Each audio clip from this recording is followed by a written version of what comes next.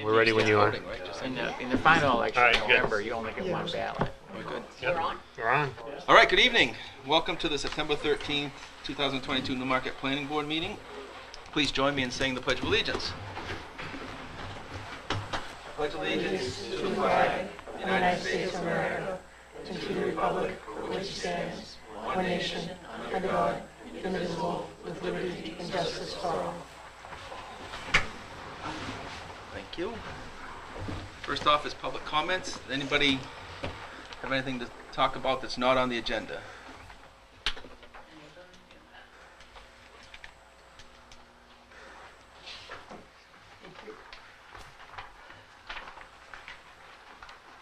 I'll give you a minute to look at that in case you want to talk about something.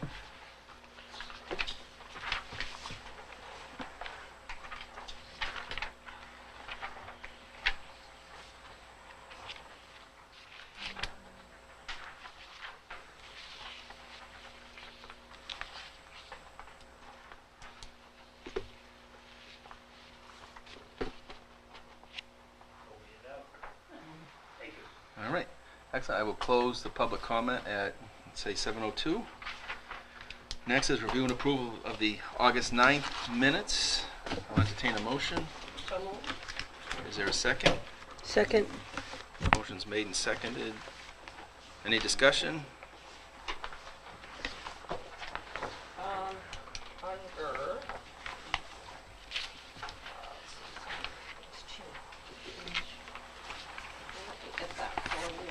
okay, page 3, line 11. At the end, it says continue subject to. I don't think continue. And then on Page 3, line 11.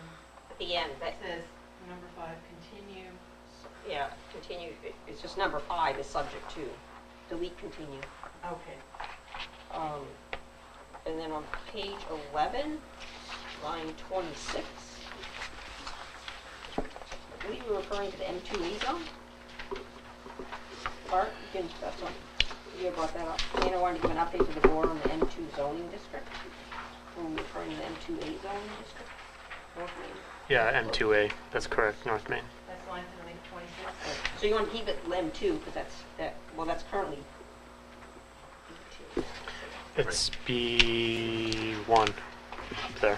So is that what you meant, B1? Yeah, B1, and well, and then I think one of the ideas is make it into the M2 district, M2A. Okay, so line Yeah. 26 would read B1 zoning district. B1, not Anything else, Val? Anybody else have any comments? All those in favor of approving the minutes, say aye. Aye. All those opposed, say nay. I'll abstain because I wasn't here. Excellent. Motion passes. Thank you. So, first on regular business is pursuant to Appendix B, site plans of the municipal code of the town of Newmarket, New Hampshire. Notice is hereby given that there is a request to amend the conditions of approval for a major site plan by 11 Chapel Street LLC, seeking not to be compelled to record the approved site plan at the Rockingham County Registry of Deeds. The property is located on real property with an address of 11 Chapel Street, tax map U2, lot 3, within the M2 zoning district. Good evening, Mr. Chairman, members of the board. Eric Weinrib with Altus Engineering, representing 11 Chapel Street LLC. And I think board members will be sympathetic to our request, is understanding that, excuse me, sorry, Registry of Deeds, and I'll use this term, is no longer amenable to recording site plans and, as a filing tool for local communities. It really, I don't think they ever were in favor of doing it, but they have been, over the years, recorded site plans. They are very particular about what's on the site plan and how it's phrased, and it actually has to be stamped by a licensed land surveyor, even though it's in this situation, it would be an engineered document. What we understand is that the registry prefers that survey documents, easement plans, subdivision plans, boundary plans, other documents that are recorded by, at the registry. So I know they continue to do so. They do like to make it difficult, and this is a pretty simple project. We just request that requirement be struck from the condition of the approval. Thank you. So, two questions, I guess. One statement. I mean, I understand that the registry doesn't want to record these because I deal with it myself. However, they do record them, and Yep. we require it to be recorded as a town. So, I don't know what's unique about your project that would let us say we don't want to. We don't need to record it, but tell everybody else in town every project you do, you have to record it. So Okay? Go ahead. I'm sorry. when you look at this plan, this is a site plan. Yep. And it's not a survey document. It depicting and explaining what we're doing for proposed site improvement. We're not talking about the boundaries, the easement, or any of those documents that are normally recorded. I do understand that that is a procedure, but almost every other, in every town, its home rule, has their own rules and regulations, but almost every town in the C code is moving away from that requirement.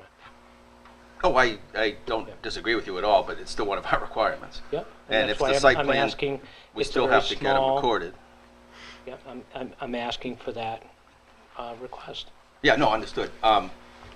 Is there a reason why you don't have a survey stamp, though? I mean, I know The you're not a survey- surveyor, The but, survey was done by a different entity. It was Ambit that did the survey. They're not going to want to stamp because they're not the surveyor that works with us on a normal basis. They turn that plan over to us. They're not going to want to stamp and take responsibility for our engineering. Normally, we would work with a couple other entities in that we would both be stamping it. And so they're not something that they would normally do with us.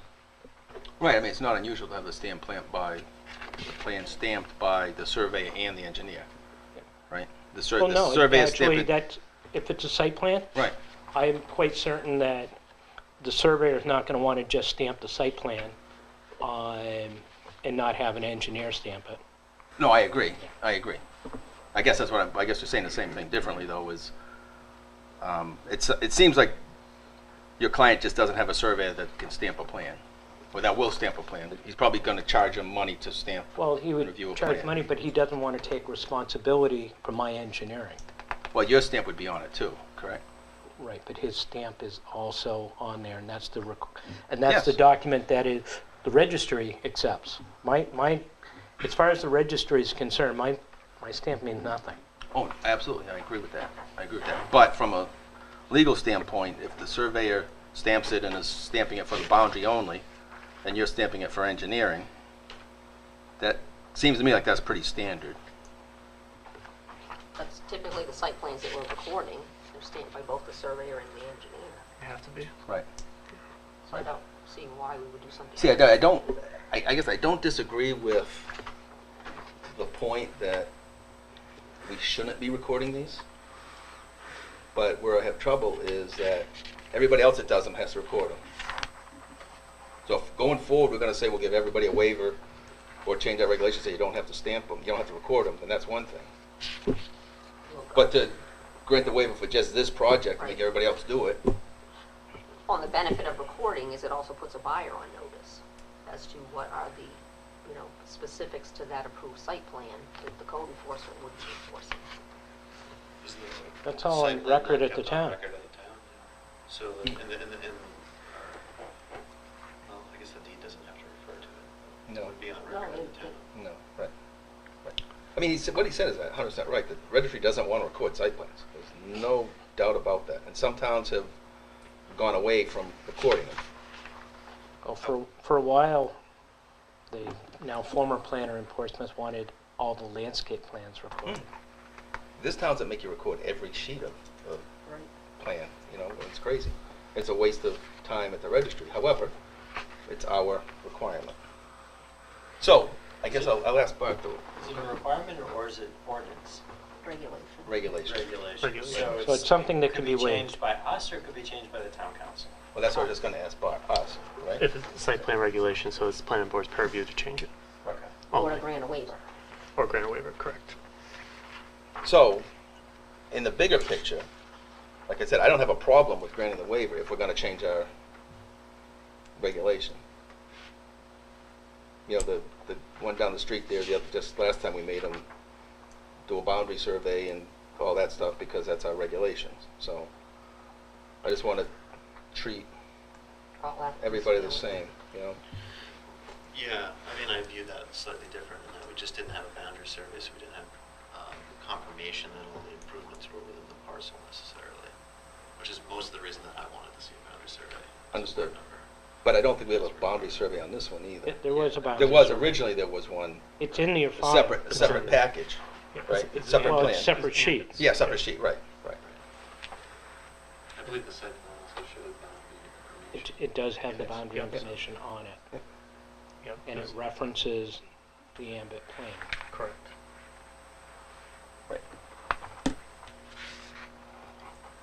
So if we don't record this, we're recording nothing? Correct. What's everybody think? Jeff? I personally would like to, I personally would like to see the regulation change that if a site plan is produced, a boundary survey is produced, that the boundary survey be required to be recorded and not the site plan. And the site plan stays on record at the town. I agree with that. But that's not where we are right now. But we can, you know, how long would it take us to go through the process?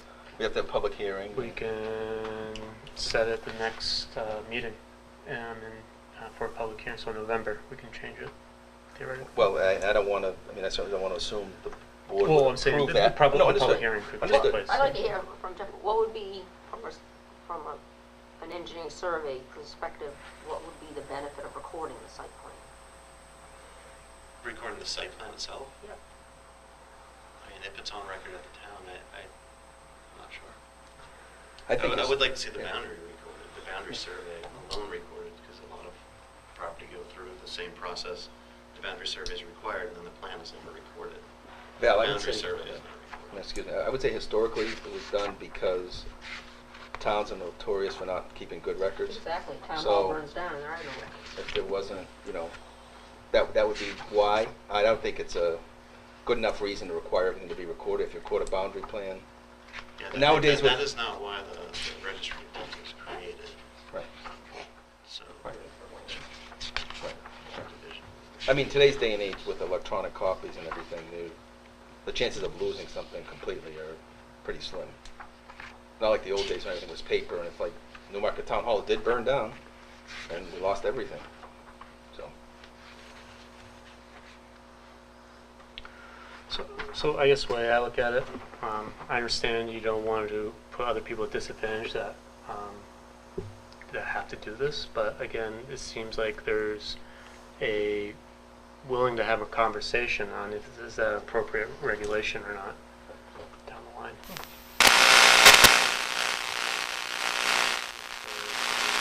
If it's in question, then I mean I like to hear other people's opinions too. well, yeah, I Yeah. mean, I will, my opinion will be that I have no problem granting the waiver, but everybody needs to understand that the next person that comes in front of us and asks for a waiver, I'm going to support it. Because I think I want to be consistent. Now, if we can change the regulation in the meantime, that's even better. If there's people want to change the regulation. I think that was the proposed question to Yes. go through. Yeah. Yeah, I feel like I'd like to go through the process of updating the procedure if that reflects truly where we are in this day and age, that, you know, it's not necessary for record-keeping purposes to record all of these site plans. But I would rather just, until we do that, just keep the current process in place as opposed to granting waivers for the rest of the year or whatever. And, you know, ideally, we would go through the process. If we make a change, it probably takes effect close to the end of the year. So then we start a new year with a new process, and going forward, everybody's treated the same in that new process. But, yeah, I'm probably not in favor of granting, just doing exceptions till then instead of. That's what I was. And so just to be clear, what's the major drawback of not recording the site plan? The only potential drawback would be if we lost all our records. Mhm. That's basically it. But there's already a survey of the property that Survey of the property, Right. there's Right. electronic copies Right. in the cloud, and we have, and everywhere else.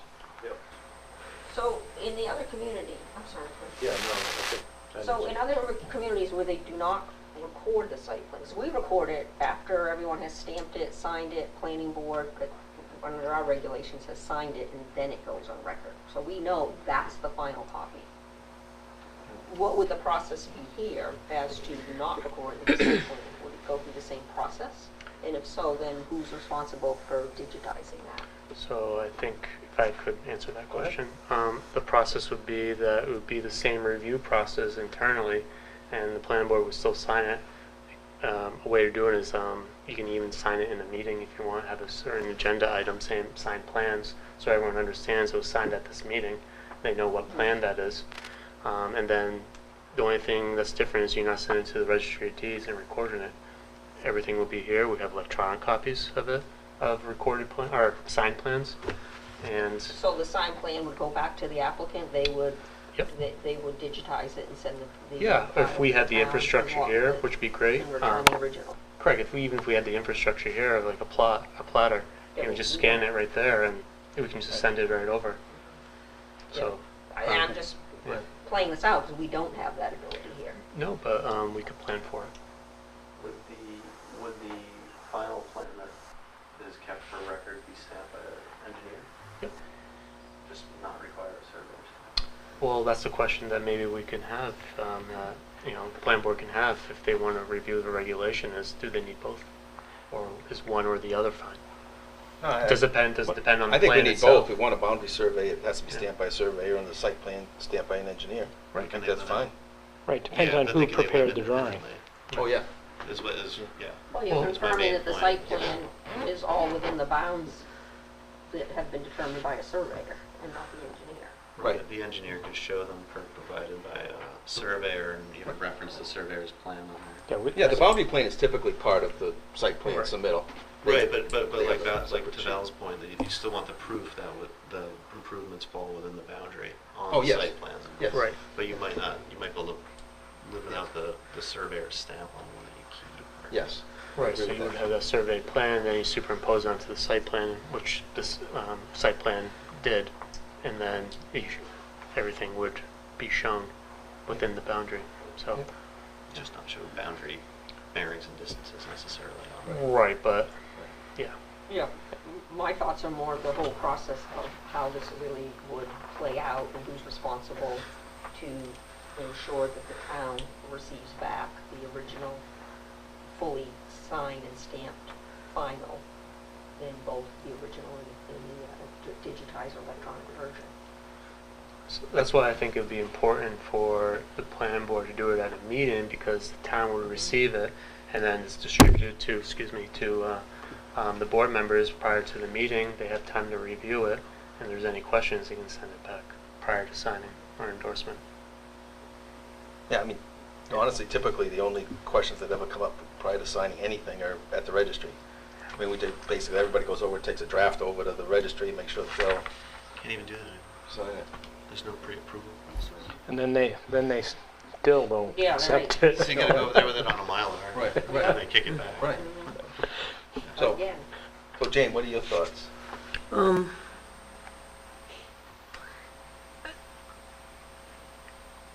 Excuse me, wait, I'm going to say this, but it sounds like one person did this, one person did that, right? And this guy over here doesn't want to take responsibility if there's a mistake over here. This guy over here doesn't want to take responsibility if there's a mistake over here. Kind of? in a simple manner, yeah. Yeah, you got to be simple with me, so yeah, okay. So if that's the case, They're different disciplines. yep, no, I totally get that part, I get that. But I think my point is that I don't want there to be any unintended consequences by us all just saying, here you go. I think we need to do a full understanding, kind of what Patrick was talking about, understanding of it. I'm not inclined to grant a waiver. And I think we have to do our due diligence before we change an entire process. To your point, oh, we can go do that, we can do that.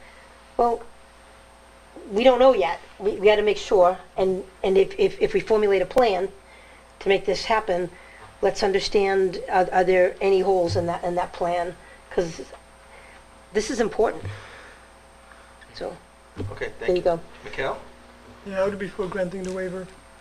Excuse me? I would be for granting the waiver, yeah. Okay, thank you. Scott?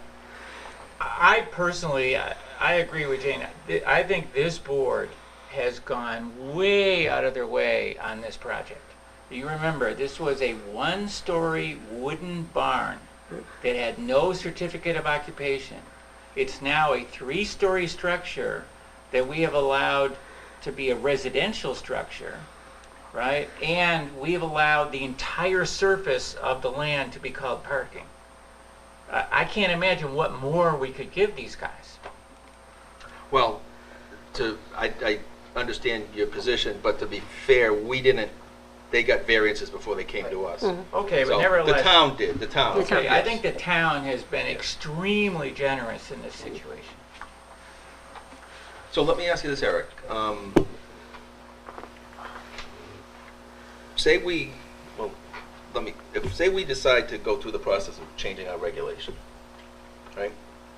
A couple of months, by the end of the year, in theory, we could, if people agree, then there's no objections at town meeting, at the public hearing, whatever, we could get that done, right? Correct. What's the harm in you waiting a couple of months, and then you don't have to record it, potentially? Is there? I don't know his actual timeline. All it says is before we get a CO, and I don't know where he is in his process. He could be trying to get a CO in October. Oh, so we don't know. I think I they're just looking don't for know. building permits. They're looking for building permits. They can get building permits, right? Yeah, but no certificate of occupancy. So, yeah, Yeah, it's the Correct. worst case scenario, they Yeah. still have to get the survey recorded. correct. Right. Yep. But So I think they're starting work now. That's and then in the future. but near if future, still, they're if they're looking for starting CO. work now, I would think that Basically, I believe be quite a bit of it's work. adding an interior set of stairs and a kitchen. all the interior's all done. The interior was all pretty much built out, so it, We can get a motion on the table. 'cause Yeah. before- So we can deal with this particular application. This is just a motion. Okay, I'll make a motion to grant a waiver from requiring a survey plan to be recorded, Yes. or a surveyor to plan. stamp the recorded site plan at 11 Chapel Street, LLC, tax map U2, lot 3, with the M2 zoning. Okay, is there a second? I'll second. Motion's made and I guess seconded. the true motion was to grant a waiver from needing to record the site plan. Correct. Correct. Yes. The actual motion. Yes. All right, so we've been talking about it a lot. Does anybody have anything else to add to the discussion we've had? Can the motion, I would like to say that, I don't know if we already have this in the possession, that the final site plan stamped by the engineer be provided in digital format to the town. Yeah. As a condition to the waiver or something like that. Or is it- Yes, You're gonna that's just amend the already. wa- That's probably- Just amend the motion. It's, I don't know whether that needs to happen, right, because we get that. we get that anyways. So before it goes forward, it's reviewed and approved by the office. Yeah. And so- Doesn't the chair have to sign all site plans? and the chair signs the site Because plans. it's not approved until it's signed. Right, so then a digital copy of that provided is kind of what I was Okay, trying to we get can do at. that. Well, we'll amend the motion. I'd like to amend the motion such that the final stamped and signed, a board signed plan be provided back to the town in digital format. I'll In second. PDF format, sorry. yeah. I'll second the amendment. It's the first time I've ever seen that. Somebody make a motion and Discussion on the then amendment. then second the amendment. All right, does anybody else have anything else to add? All right. We're voting on the amendment. Correct. Yes, Okay. yes. All those in favor of the amendment, say aye. Aye. Aye. All those opposed, say nay. Nay. Hey, So the motion passes 5-2. That's just the amendment. That's the amendment? Yep. Correct. Now for the motion with the amendment in it. Let's go person by person. Jeff? Aye. Patrick? Nay. Aye. Nay? Nay. hey, Not voting. You're not voting, that's right. A nay. So the motion Fails. fails 5-2. Correct. So hopefully, it'll be a moot point. Hopefully, we get it resolved before you need to come back to us. Okay. All right. Thank you very much.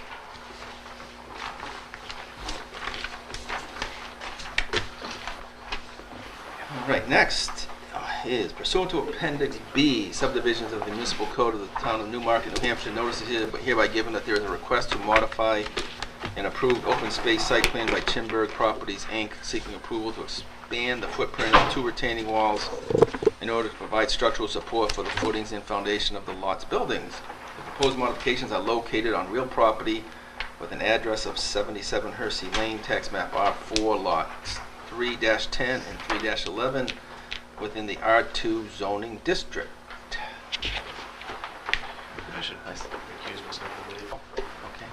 Mikhail, you will sit in and vote on this one. Gentlemen, please introduce yourselves. Yes, good evening, ladies and gentlemen. Christian Smith, Engineer with Deals Associates, and Greg May from Trimberg Properties. Great, nice to meet you guys. You guys want to walk the board briefly through the changes? We have your sketches and whatever, but you want to just walk through what the changes are? Christian, could you just, the microphone, just Oh, make yeah. sure you're speaking into it, or really yell. yeah, I think Greg will give you a little intro to the, how we got here, and we can address any questions. Absolutely. So we have these 2 lots here, and once we got started with all of the excavation out there, we ended up with some really steep slopes on the sides of these houses. And once we got out there and established grades of where the foundation heights will be, we realized quickly that we need to add some structural walls here to not only help with the steep slopes and the grades, but provide people to walk around their homes. And I would point out, Mr. Chairman, members of the board, that both of these lots under the originally approved site plan with the subdivision did have retaining walls associated with them. But as Chinburg got into, development of these particular lots, they realized that they would benefit from additional walls being done. So they went out and they worked with SFC and Michi, who is the structural corporation that actually designs the walls. And couple of quick points. I know the former building inspector was concerned that these were going to change somehow the drainage flow patterns, and it clearly does not do that. And I would also point out as a final point that both of these building footprints, the duplex and the single unit on lot 11, are in actuality smaller footprints than what we had for buildings under the approved site plan. I mean, obviously we just put boxes that we assume are going to be as big as the buildings get, but these do actually slightly reduce the impervious area. Excuse me. Okay, thank you. That was going to be one of my questions. Go ahead, Val. Do you have large-scale copies of the plans with you? And do you have the before and then the overlay? What was the actual approved and what the proposed is? No, but I have the existing one.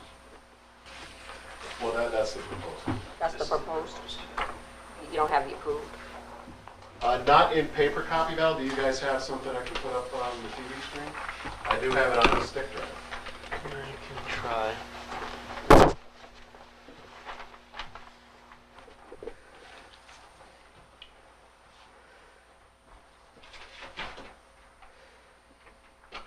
All right, I think my questions are answered here as well. That would be good to put it up. So, under the approved site plan, I believe the proposed retaining wall, which shows on here, the rocks, Yes. that was that actually running to the left of the building site? Which lot are you on, Val? 10? The duplex, The yes. Duplex? It was actually running on the left side, but it kind of terminated at about the foundation. Yeah, and so now, so this here foundation is actually larger than what was proposed. No, the foundation is smaller. They're just trying to benefit the footings based on the finished floor elevation that they're. I think the approved site plan will show the difference. Got spare units being there. Right, Planning is here. right. Expanding the building in that direction. You know which one it is? I do.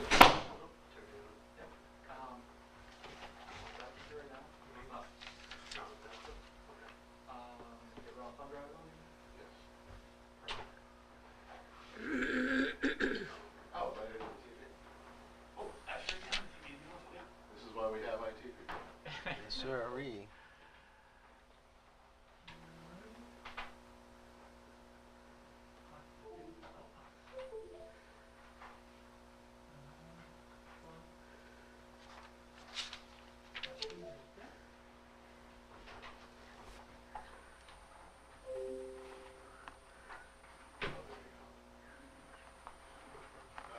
Well, that was the originally approved plan, and that's the proposed site plan.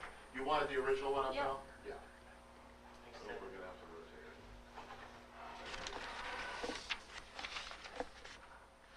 Did you have the option to view?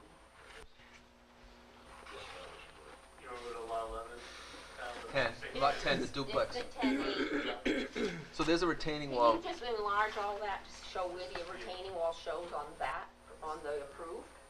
Can you enlarge that?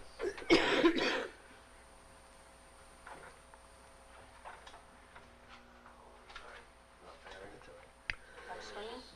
Oh, here you But go to the plus button up on the top of that. Yeah. And Zoom in. yeah, you're gonna have to recenter it and stuff, but it'll. Okay, and then, yeah, bring it up. Great. This is, okay. So the approved, yeah, if you could just show everyone the approved,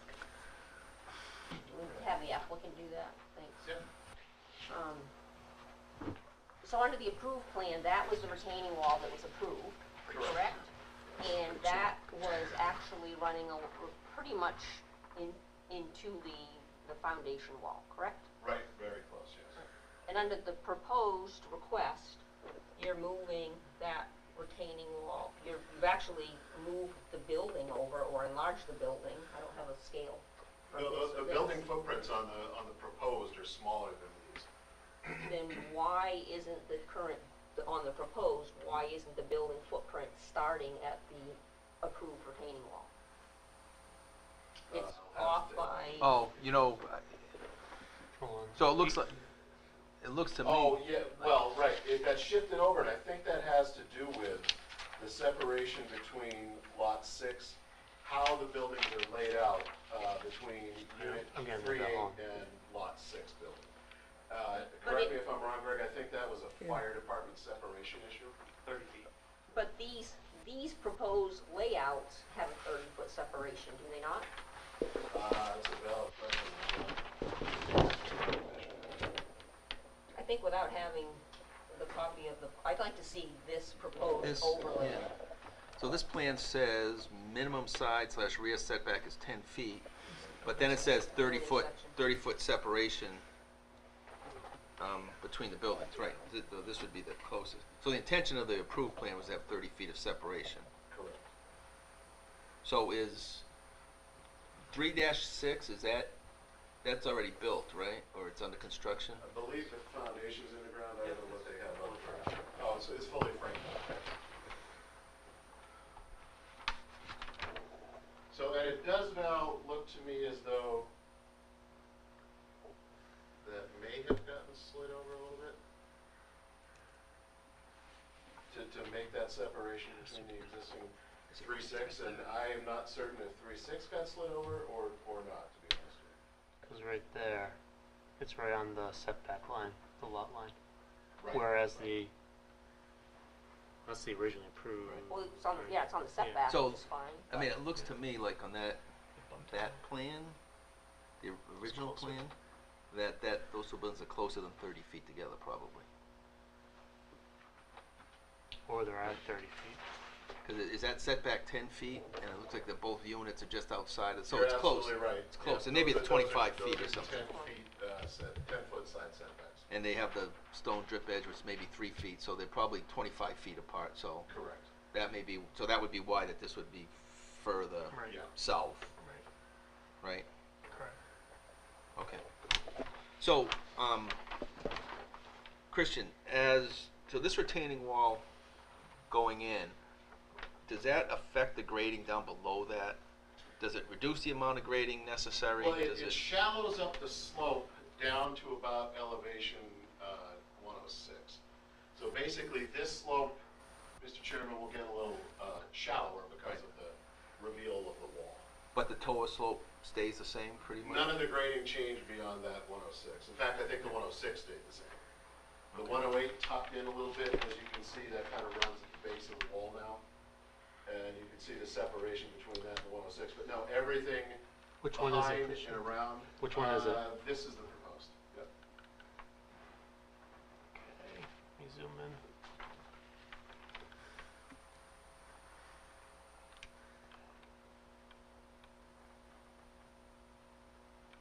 Yeah, so you can see when Michi did take a peek at this, they're capturing the 112 and the 110. The 108 gets pulled back, and you can see the softening of the slope between 108 and 106. Everything else from there down, everything in the back is all identical to the approved plan. So that has no additional impact to wetland buffers or anything like that? Correct. Right, okay. No, it's all within the approved disturbed area within that setback or buffer. So, But it makes it worse for sledding. Well, that's, There's if another you've seen the spot forest at there the end for of that. that, you don't want to sled down that hill. There's another one there. does anybody else have any questions, comments? I would just like, if nobody has anything, I'd like to have Bart just weigh in. My understanding is Underwood has taken a look at this? They did, and at first there was that stormwater issue that the former building inspector brought up, and Underwood is of the similar opinion that a stormwater change or impact, larger impact, it wouldn't happen, so it's immaterial, the effect. Okay. It was just a question Underwood had during our conversations that we had prior to this meeting, was, there's little changes happening on the lot, so we just want to make sure that the plan board is fully aware of a plan that they didn't approve, so there's slight amendments. Okay.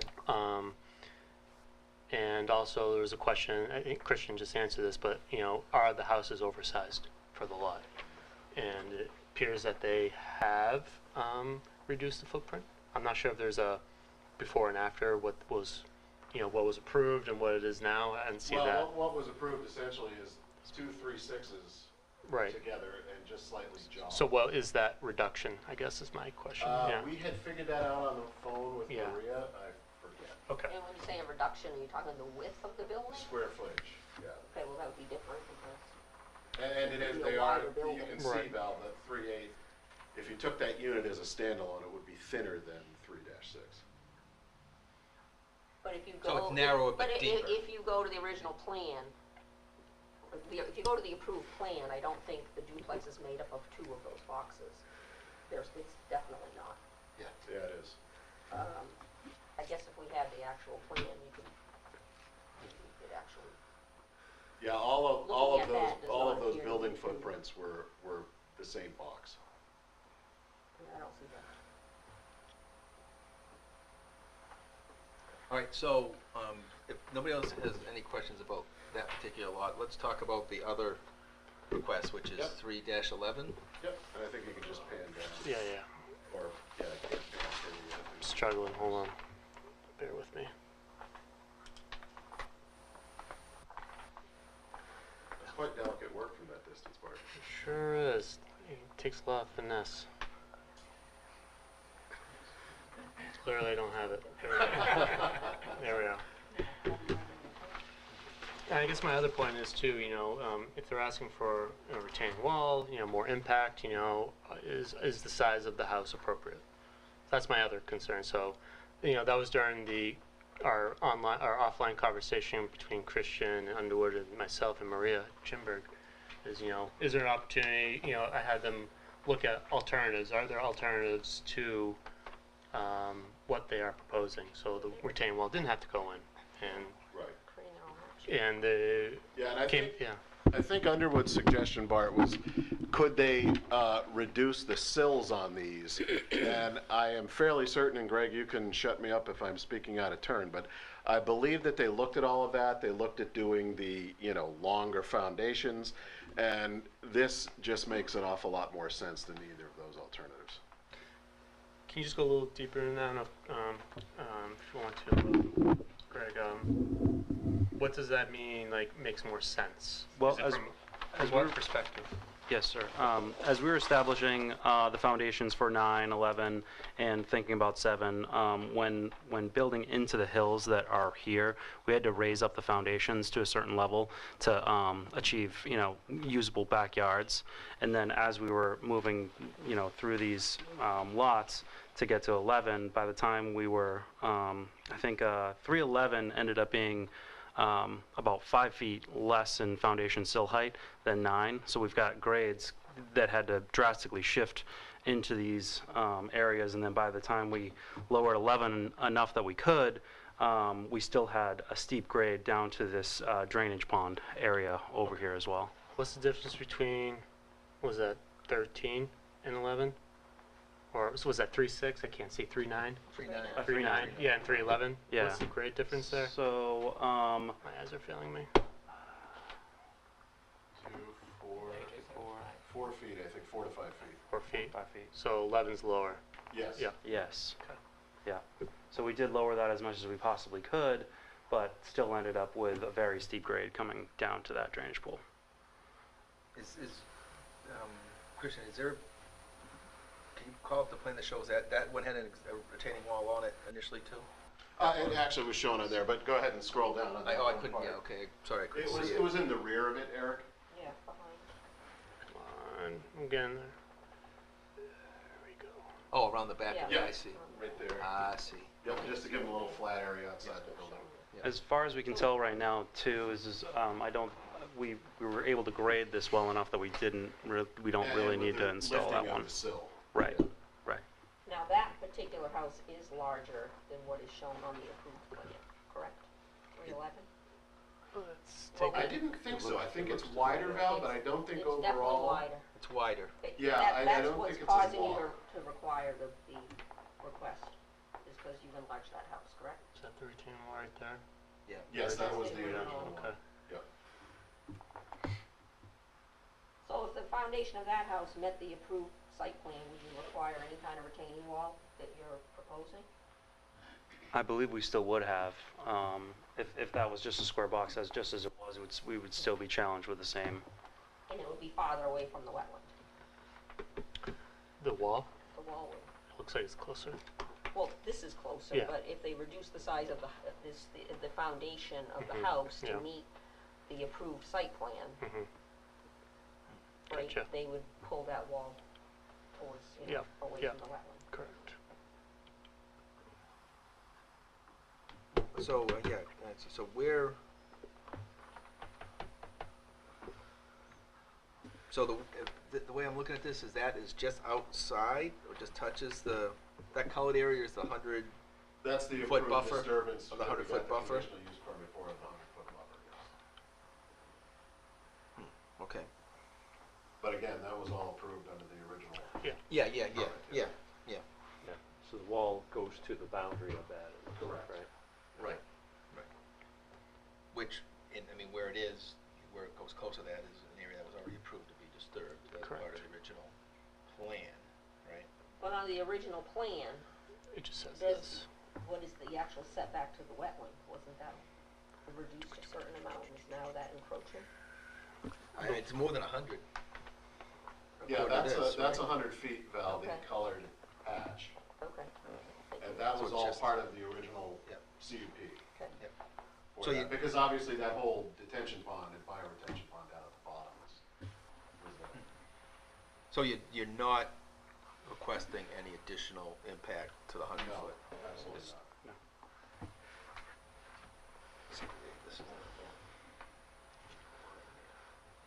Is 311 already built?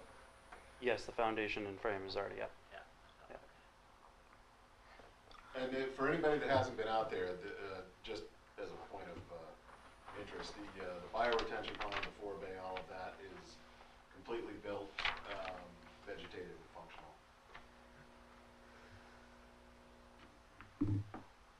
And the roads in the maintenance drive as well.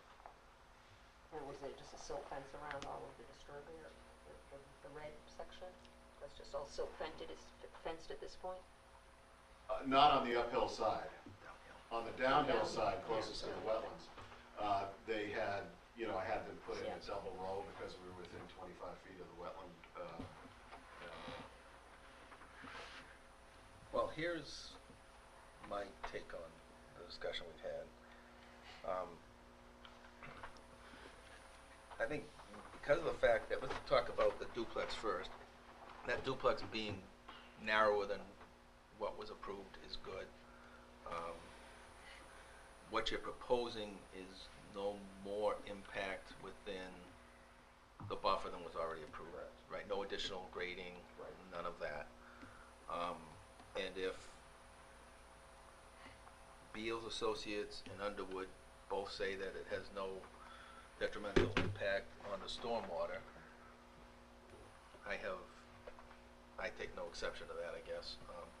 And I'm thinking that this is, looking at it, that the main reason the building is where it is not because of the size, but because of the required setback to the other building. Separation. The 30-foot separation, Correct. right? Mm-hmm. Yeah. So that makes sense. And the other lot, while I think on your latest plan that originally approved retaining wall is on this plan backwards, I don't think that's the way it was originally. Not that that matters. Is that right? I guess that is right. I think it was there. I guess that is right. Same. Mr. Chairman, because I think what that was initially designed to do was provide them with a little flat space But that's, outside the home. but okay, I agree. But look at, can you go to the Original. original? Cause see how that is, the shape of that. Oh, that is exact same. I Okay, think for so. some reason I thought it was backwards. Okay. I think so. I mean, that's outside of the 100-foot buffer too, and I guess it would have been nice to have this originally, but my take on it is if Beals Associates is willing to give us revised plans and a cover or a letter that just outlines the changes that we talked about and saying that there's no adverse impact on the drainage, I don't see why we can't approve this. But that's my opinion. I throw it out to everybody else. Yeah, does anybody out there in the public want to speak to this? Okay, close that. Scott, what do you think? If you like it, I like it. Wow. That's something my wife has never said. Yeah, I would echo that. Mikhail? Yeah, I don't have any comments. Patrick? So the wall that will be, I guess, there'll be a wall between where 311 is and sort of the end of the circle, right? Is that? I mean, is there a common area that this wall is going to be going across? No, it's completely on lot 11. Yeah. So it's all on lot 11. Contained on Okay. lot 11. Yeah. So there's no. If we could go down a little bit, Bart, so I could. No, the other way. Sorry. So I guess what I'm wondering is like right along. There's no wall in this area. Correct. Between this and this, but that. So that okay. I just wondered. Yeah, and this is the property boundary, Right. just so you're aware. Okay. And it For goes around there and then, oops. for 311. Correct. Christian, while you're up there, can you explain the easement there too? To the access to the drainage? Isn't there, Oh, yeah, the easement runs down, well, it encompasses this access road, which again is built to crushed stone. Yep. That's in place. And then I believe in the open space documents, the entirety of that pond is covered with that. The municipality, now it's going to be the homeowners association's responsibility to maintain this pond. However, somebody from the town goes in and sees that they're not doing that. There is an easement to the town such that DPW could go in there, do the required maintenance that they think needs to be done, and then hence invoice the HOA for it, if the HOA is not taking care of their pond. Right, yeah, that's my remembrance. That was Yeah. part of the original Is that approval. what you were looking for, Bart? Correct. Yeah. Thank you. So with the new retaining wall, is there a difference in the drop off that a person would experience if they came to the edge of it as opposed to before? Oh, well, there would be, but I mean, you know, that's kind of the whole point of the retaining wall. Yeah, I'm just Yeah. confirming that. But And I so forget, it's not a great deal. 4 What is feet, the right? reveal on the downhill side? Is it 4 feet? It's 4 feet. Yeah. Looks like, well, it looks like 4 feet for Well, can I one house and interject 10 here? 'Cause feet for another. you jog my memory. So I think on the plans you submitted, it shows New plan?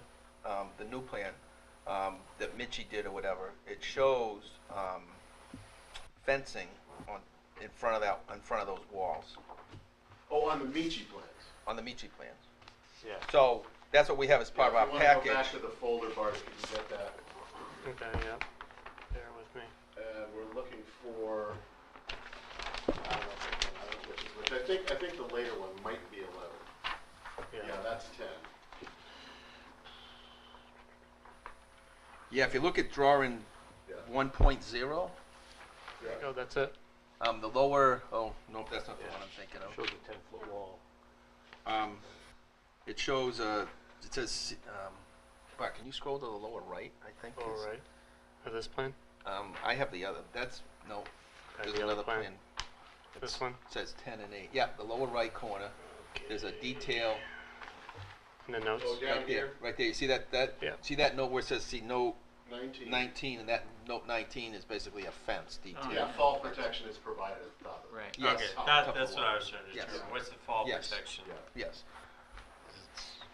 I didn't actually catch that, Mr. Chairman, but That's- yeah. I mean, it's not atypical for Michi to pay attention to it. Right, but I just want to point out that it's on this plan, so we're going to expect it to It be will be there. built, yeah. Exactly. Absolutely. And what does that consist of? Is that a fence of Let's some scroll- sort?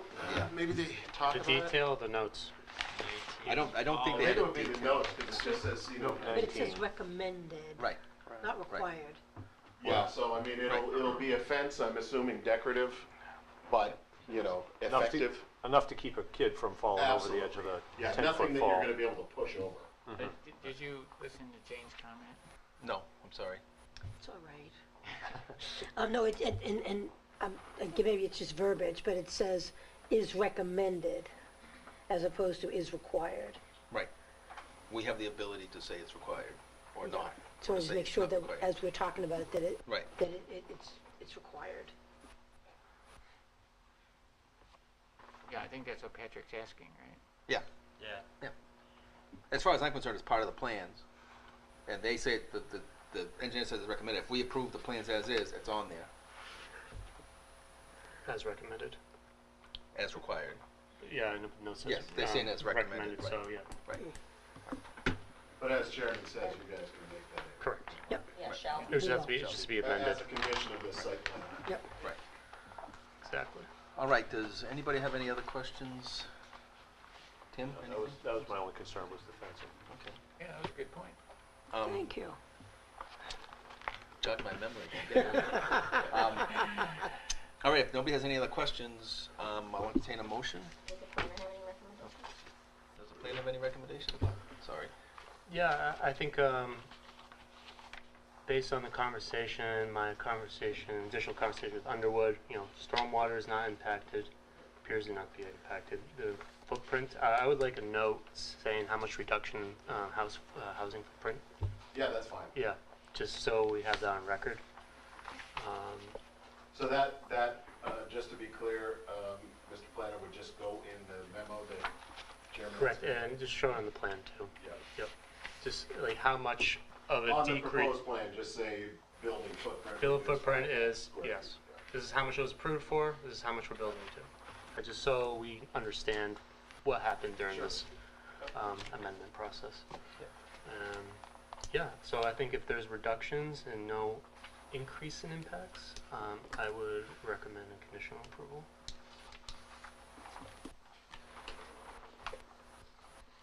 Based on the conversations that the board had today. Does anybody want to take a shot at a motion? Michelle? Do we have to put in the motion that we're requiring the fencing? We should, absolutely. Then I would make a motion to approve this, what do we call this, altered site plan? Amended site plan with the requirement that the fencing in note 19 move to required as opposed to recommended. We Can I, need to note on the plan. right, and can I offer one other thing, subject to receiving a memo from the engineer outlining, or stating that the drainage, there's no negative impact to the drainage, Okay. right? We need to wrap that all up in one. Yeah. Yeah. So the letter will address the stormwater, Yes. No, no no stormwater damage. negative impact. No negative Right. stormwater. Requiring a letter from the engineer stating no stormwater impact. Change the plan requiring fencing. Yep. And you said that was on what line? 19. 19. Note 19. 19. Is there a page number there? Yeah, it's 1.0 1.0. on the SFC plan. Yeah. And adding a note on the plan. And the amended site plan. Yeah. And adding a note on the plan that there's a reduction in footprint. Is there a second? Second that. Any further discussion? All those in favor say aye. Aye. All those opposed say nay. The ayes have it, motion passes unanimously. Thanks very much, folks. Thank you. Thank you. Good luck. Moving on to number 3. Pursuant to RSA 676:4, RSA 675:7, and Appendix A, subdivisions of the municipal code of the town of Newmarket, New Hampshire, notice hereby given that there will be a public hearing for an application for a boundary line adjustment requested by Tina Russell of 19 Packers Falls Road, tax map U1, lot 3, Nancy Sunders and Peter Williams of 9 Packers Falls Road, tax map U1, lot 2, and Philip and Laura Lavoy of 21 Packers Falls Road, tax map U1, lot 4, all located within the R2 zoning district. The proposed application seeks to adjust the lot line between the 3 properties by tax map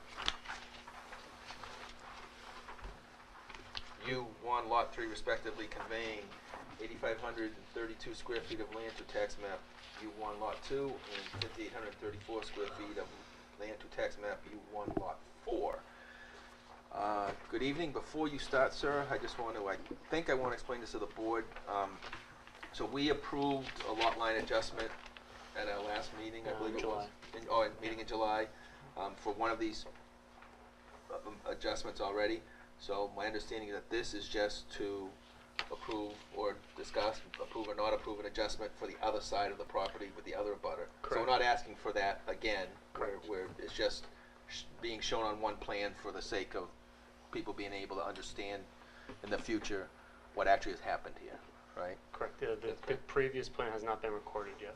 Okay, so all right, thank you. Yeah. So with that, I'll open it up to you, sir. Okay, thank you, Mr. Chairman, members of the planning board. My name is Scott Boudreau from Boudreau Land Surveying. I prepared the survey and lot line adjustment.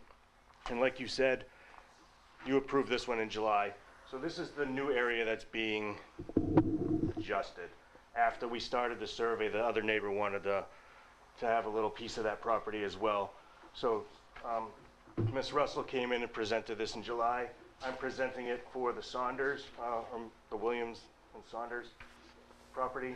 And you can see that on here as just parcel B. It meets all the zoning requirements, so just to get it on one plan. Thank you. And just so other note, there's nothing's becoming more non-conforming. It's actually, as we know, the Lavoie's property is becoming more conforming, and the addition, subtraction from the origin parcel to the Saunders, results in still conforming lots. Yeah, there's nothing being made non-conforming. That's correct. Have trouble That's with. true. Right. Does anybody have any questions or comments for Mr. Boudreau? Just the public too. Yep. Anybody in the public here just want to have anything to say about this? No. Okay, good. Jeff, you okay with it? Nothing that jumps out at you? Yep. Okay, good. If nobody has any questions, I'll entertain a motion to approve. Close public hearing. Oh, how about if I close the public hearing first? Close the public hearing.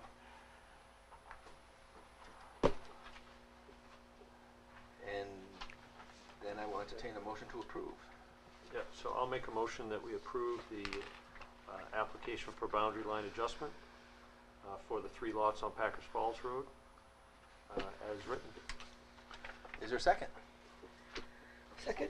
Made seconded. Jane jumped right in there. Second, yep. Any discussion? Hearing none, all in favor say aye. Aye. Aye. Those opposed say nay. Motion passes unanimously. Thank you, sir. All right, thank you. Sorry you had to sit around for so long.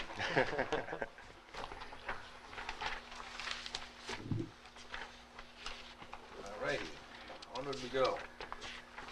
Next is pursuant to paragraph 24-1, the zoning ordinance amendment procedures of the municipal code of the town of Newmarket, New Hampshire.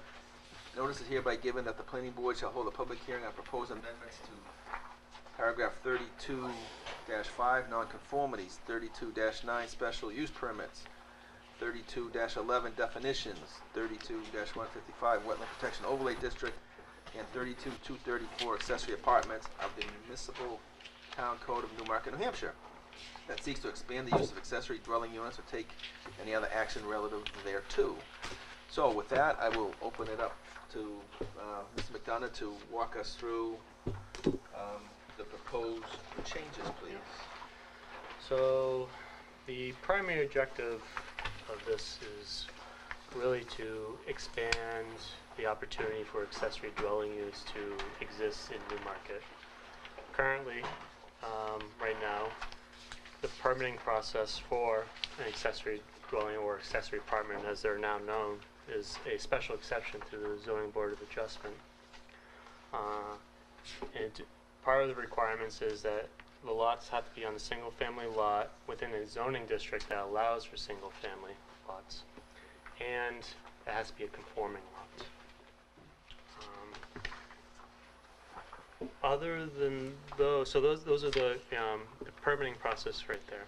What this seeks to do, this ordinance amendment, is to change the process where one accessory dwelling, which will be redefined, would be just for a building permit, and then allowed on all single-family lots, regardless if they're conforming or not.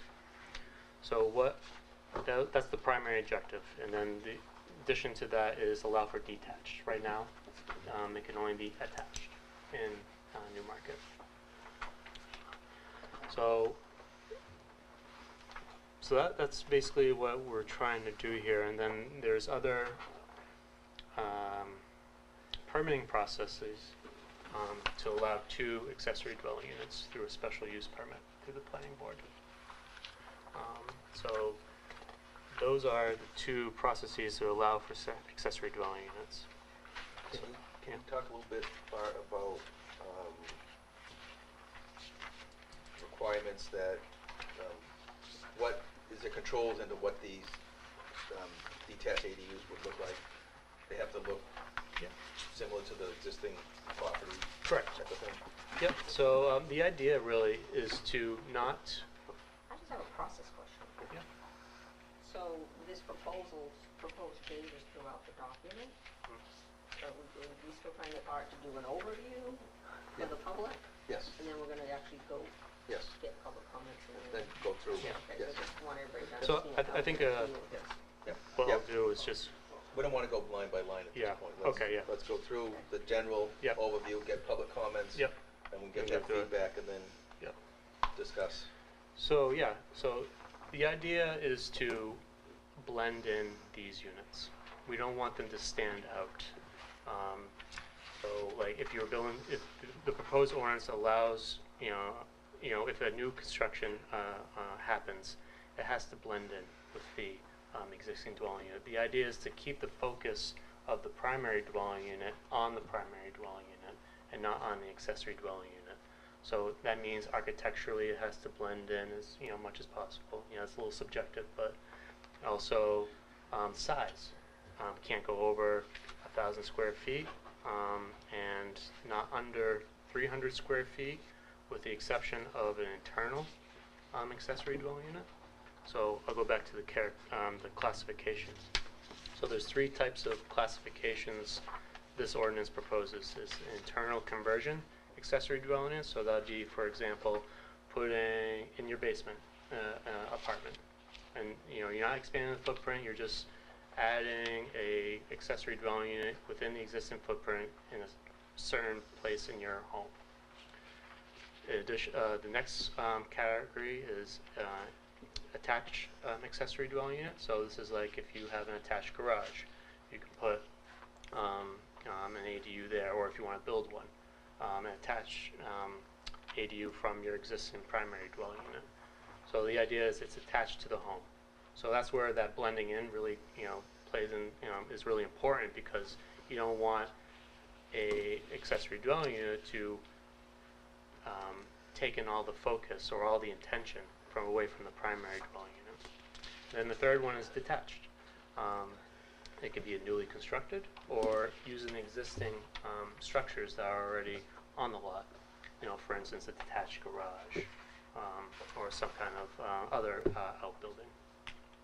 So the idea is to use existing infrastructure to try to see if so you reduce your energy in building new construction, and if that's not possible, being allowed to build an accessory dwelling unit on your lot as easily as possible. So the idea is flexibility in that point. So Bart, so if somebody wants to do an ADU, they have a single family house, what do they have to do for parking for the ADU? Yeah, so parking, the way it's proposed at the moment, if it's only for a single, not requesting 2, it's a maximum of 2. So we put a maximum instead of a minimum. So this allows for flexibility. For instance, I look in the R1 district. I provided maps here for everyone. To allow the property owner the flexibility. If they don't need additional parking, they're not required to have more parking. They have space for it. So the idea is to allow for flexibility. And then if for tighter lots too, if the idea is to utilize as much as the lot as possible, and not requiring the lot to add more space, because if you're adding more impervious cover, more parking, that could be an issue on these smaller lots. So if I remember right, though, too, what I'm getting at, though, is that you're also not allowed to add a driveway? You have to use your existing driveway? Right. You don't want to expand curb cuts either. That's what I'm saying. Yeah. Curb cuts would be another driveway, basically. Correct. Yeah. So you're not allowed to do that. You have to keep the existing curb cut. So for people at home, I guess, and actually for myself, big picture, who makes a decision in this? The building inspector? If this were to go through the way it is, or in some form of this, the building inspector, whoever the building inspector may be, would be the decision maker as far as whether it meets the ordinance. The ordinance. Correct. Yeah. Right. So the building inspector would enforce the ordinance, and he'd be making these decisions. Well, he'd be reviewing these and being beholden to the ordinance criteria. So is there a mechanism for waivers? That'd be a variance. It'd be strictly a variance. That'd be a variance. Not back to the planning board to the variance. The only way, yes, that'd be a variance. Yeah, because it's in chapter 32. Okay. So now, does anybody else have any questions? General, because what I'd like to do is get Bart to talk about the maps you did, so we get an general idea of what the potential impacts are to town, number of lots that would be impacted potentially, and things like that, just so we have that information before we dig too deep into it. If someone put 2 on the lot, would they have to come to the planning board? Correct. Yes. That's a So special that's- use permit. That's a special use permit. Yeah, that is in here. That's Can you correct. That's put the these only- up for the public? I can, I don't have it uploaded, but I can. These can be, so, Do you need 5 minutes? We can skip ahead to something else. We can put this yeah. on hold. I just think You if need to we're, go to your if we're office? gonna be. Oh, right. I mean, it's a public There's, hearing, I have, so- yeah, if you want to look at these, that's fine. I don't need to look at them, so I made them. No, but channel 13, no one at home can see what we're talking about. I don't have a Yeah. USB drive, I don't think. Well, how about this? I'll go look, and if I get a USB drive, a discussion can ensue. As far, Yeah, you guys want yeah, to talk yeah, about it? absolutely. Just have first opinions? Well, I think we can, what's the mechanism now? I have to ask your expertise. Can we adjourn this public hearing for 5 minutes and we can Yeah. move on to, committee talk and things like that? We can finish something else so we're not sitting here waiting for you. Okay, All right? that's fine. Do I need to get a vote to adjourn? Just, No, you're the chair. Well, you're not adjourning, right? well, what am I doing? Gonna Just recess? recess? That's what I meant. I meant to say recess. You're just moving ahead in the agenda with the commission Yes. members. Yeah. Okay, all right, so we're gonna move ahead in the agenda.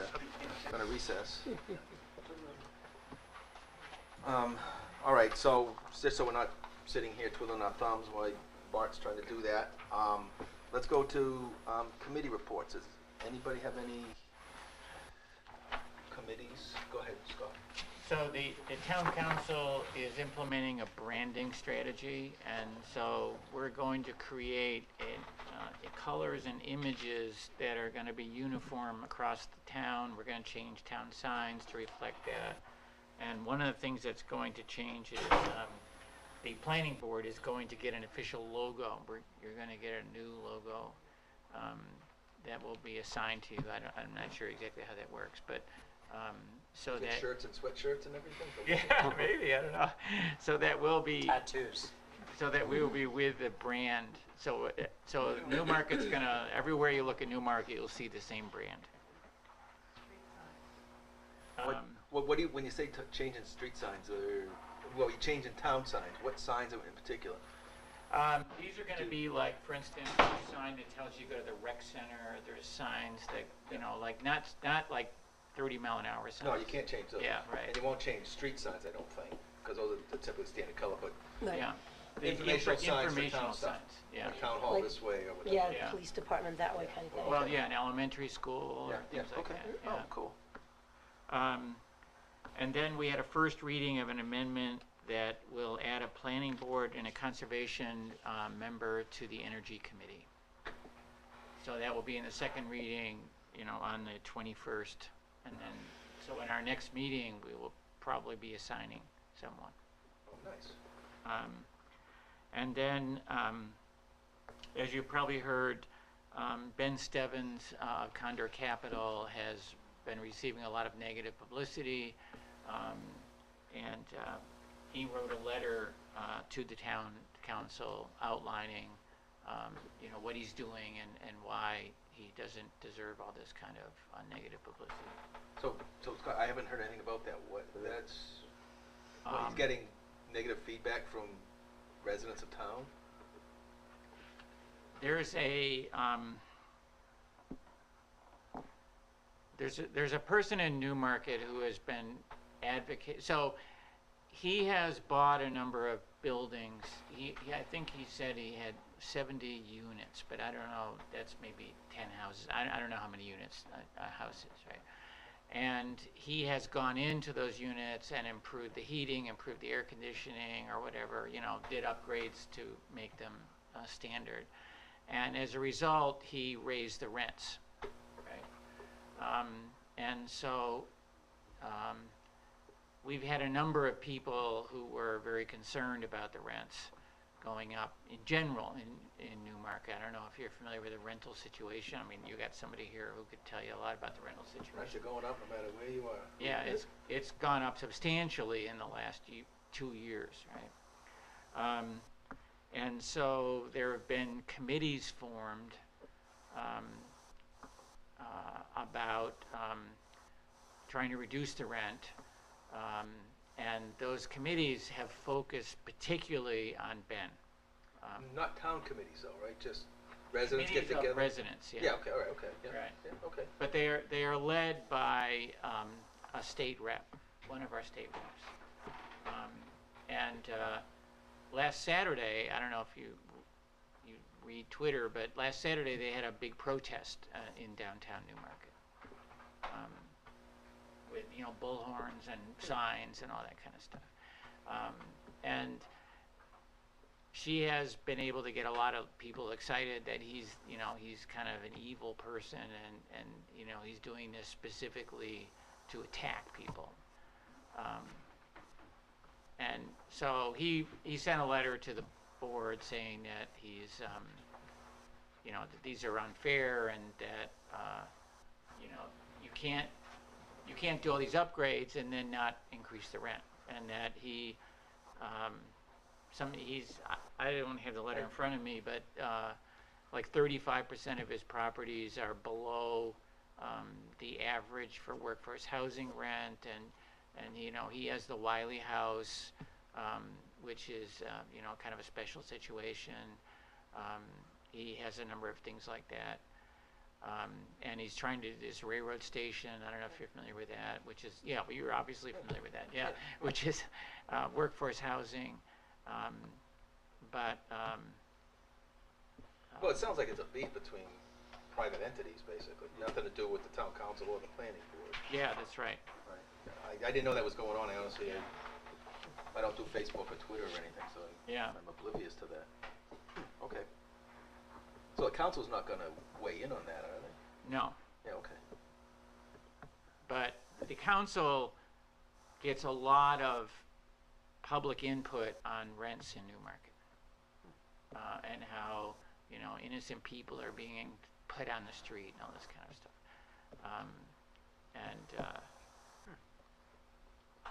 It's a lot of the cases are, let's say, rounded up kind of thing, or there's been a lot of cases where they have agreed to extend the rent over a period of time to get an increase, that kind of thing. But it also, you know, there's certain people who are impacted at personal situations, etc. Oh, sure. Yeah, so we've been getting a lot of input on it. Good thing for government to stay out of. Yeah. A good thing for government to stay out of. It's unfortunate there are only public members left, but right. you have all of this going on, yet no one's here at the public and trying to speak towards a proposal that's going to alleviate some of that. Right. Well, no. So I at the town council, I forcefully described what we're doing here, because the detached ADU is a way to get workforce housing into, you know, a place where the average house price is $400,000, right? And so this is, I mean, the whole point of this project is to diversify the housing, to give more opportunity to people. That's the whole reason we did it, right? We're doing it. Help alleviate the crush, right? Yeah. So, I mean, we are doing something about it, and I did point that out.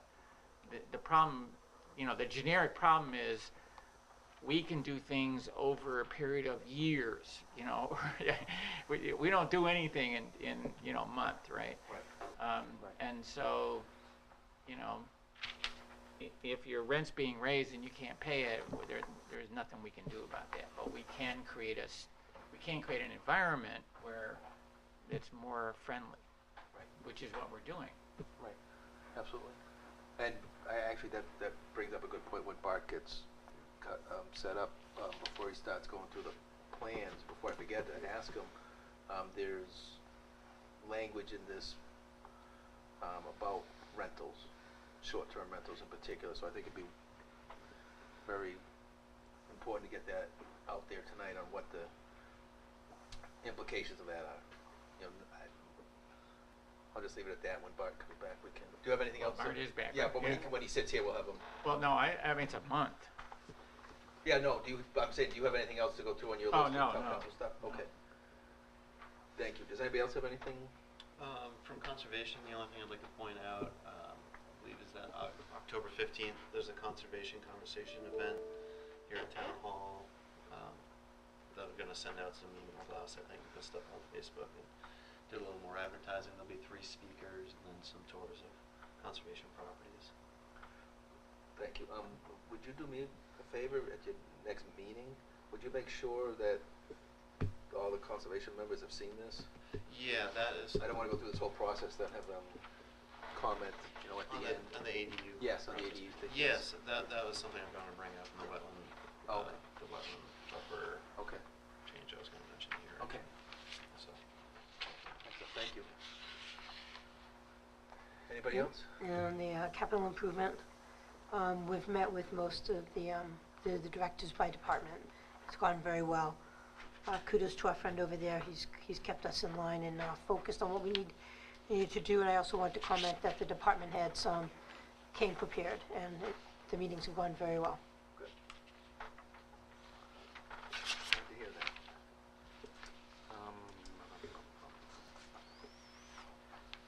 We about ready there, Bart?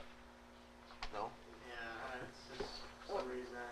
Then let's skip over Let's- that yeah. discussion until Yeah. next meeting and Right. Bart's prepared and then, Yeah. get up on the, I think it's unfortunate we've lost only 2 people from the public to speak towards this. I'm assuming that's why they were here. But I think that it really is critical that we are speaking to the audience on Channel 13. I think that's where a lot of new people in Newmarket are getting their information. And that hopefully, before we take any action on this, that we do get members of the public that will come out and speak, forward to this. Because this is a big conversation in town. Yep, and this has been up on the website for 2 months too. So Do you know the people that were sitting here by any chance? I didn't. No, you did I not? couldn't Okay. recognize Okay. one of them. Yeah. So are you gonna make a motion that we table this till No, No. this, Just any the- discussion any- on things just that we the can't discussion. people don't have access to. So, because Scott had brought it up about, I didn't know that issue that was going on in town about pickets over renting and things like that. Yeah. You want to just talk Sure. about the renting provisions in this proposed ADU? Yeah, so one of them, so the idea is to create more housing options in town. And ADU is a way to do that, our accessory apartment. So one of the critical provisions is short-term renting. So if a lot has an ADU or is approved to have an ADU, the primary dwelling unit and the ADU, or if 2 were to be approved, if it was adopted that way, are prohibited from short-term renting. And short-term renting is Uh, defined as what? The proposed language defines it as, I just want to quote it verbatim.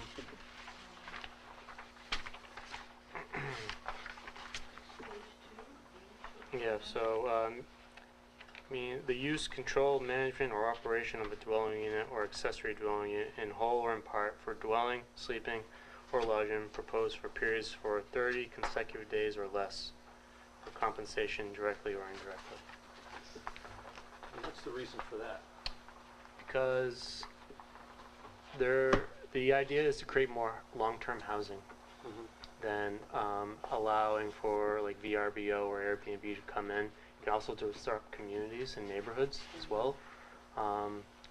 So I would say Newmarket is a really, interesting and desired location. And I imagine if these were left unchecked, just in general, you have people that want to rent it and for short-term renting. So the idea is to protect neighborhoods and allow for more options for long-term housing. Okay. So, but I here's the would- caveat. This is yeah. only for if a property has an ADU. This does not exclude other properties. Sure. Yeah. Right, yep. Mhm. Yeah, I would just argue that, you could throw out a potential situation, say you build an ADU for your in-laws to stay, and they stay with you for the summer and go south for the winter. Yep.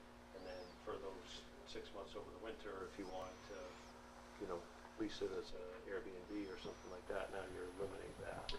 Well, I mean, Yeah. That's the point. I think it makes sense to go through all of this, because we're Okay. just kind of keep Go back jumping and forth. around and, as far as getting everybody's input from what was the exercise from the last meeting. Yeah. Because I think that will help Bart as far as any kind of revisions and if everybody's concurrence with his proposal or So, discussion of changes? what do you think the best way to do that is, Val? Do you want to I say just go through it. go through it? Yeah, Anybody let's do have it. everybody comment on it Yeah. as we go through it? Okay. All right, so I did a memorandum too, just explain the rationale for each change. But I'll just go, start off with section 32 dash 5, nonconformity. This is on page 1, starts on line 5, and the revision actually starts at line 8. So the existing language states that, so I'm just going to curtail a little bit. So at the end of the nonconformity section, it says, all other requirements to this chapter shall apply. There should be no increase in the number of residential units on the lot, and accessory apartments shall be prohibited. The proposed language says, all other requirements of this chapter shall apply. There shall be no increase in the number of residential units on the lot, excluding accessory dwelling units. So this clause right here unlocks ADUs to be allowed on any non-conforming single-family lot. So this is the activation clause in order to allow for ADUs to exist in non-conforming situations. Does anybody have any comments on that? Questions, concerns? All agree? Okay. Section, so line 10, and this is special use permit. So this basically enumerates all the situations the plan board grants a special use permit. So this is just adding a line to allow the plan board to approve 2 ADUs on a lot. And the language reads as the following. And section 32-234G2V for more than 2 accessory dwelling units on a single family lot, and section 234G5 for optional parking uses related to accessory dwelling units. So in addition to the allowing for 2 accessory dwelling units, there's also a provision later on in the ordinance that allows for parking to be closer to another lot, so within the setbacks, which we can, further go into once we get there. So Bart, is that intended to say, this says for more than 2 accessory dwelling units on a single family? Oh yeah, so the intention is for 2. For 2, right? Yeah, for 2. So, I mean, to be perfectly honest, I'm not so sure I support allowing 2. I think the question is that we need to revisit this depending if these sections get adopted. Right. So this is the Like this that would is be if these get adopted, it would go there. Yep. This is exactly. So if the plan board would like to go in that direction, this will allow the plan board to review it. Yep. Okay. 32-11 changes. Let's see. So I believe we have accessory dwelling. So so that's kind of interesting. The current ordinance has accessory dwelling and accessory apartment, but the ordinance calls for accessory apartments. So basically, I amended the definition to align more with what the state says, because our current definition has kind of granular, kind of has a lot more specificity than what the RSA has. So the current definition says it means a residential unit that is within, attached to, which is a single-family dwelling, and that provides independent living facilities for 1 or more persons, including provisions for sleeping, eating, cooking, and sanitation on the same parcel of land as the principal dwelling unit it accompanies, is used as subordinate to the principal dwelling unit, and can be either a studio, 1-bedroom, and 2-bedroom apartment. So the subordinate to a principal dwelling unit I thought was redundant. I think it's self-explanatory that accessory dwelling unit shall be subordinate. And then there's provisions within the ordinance that has standards. So I don't like to have standards within a definition, per se. That's just yeah. Does anyone have any issues over these proposed Yeah. changes? I don't have any issues. Anybody have any issues with it? I just want to point out that our current definition basically says it has to be attached. This allows the flexibility to have it be not attached. Correct. Yep. Everybody okay with that? Is accessory dwelling unit replacing apartment? No, we define it, but the ordinance that is already in place calls them accessory apartments, so there's inconsistencies. Yeah, it's not an apartment. This is cleaning up the definition. Okay, Yeah. I just see the And word being I just see the consistent. word apartment crossed out, not accessory apartment, that's why Yeah, it's just because in the state doesn't talk about an apartment, the state RSA. They talk about ADUs, accessory dwelling unit. understood. So, but this will not affect apartments, I guess is. No, no, no, no, no, no, no, no, no, not at all, no, No. right, right. No, apartments are dwelling units. I think the only question that I had here in the review under definitions was, I think it would be important to actually bring the definitions, well, first of all, to put ADU in parentheses by accessory dwelling unit, because you're referring to that throughout.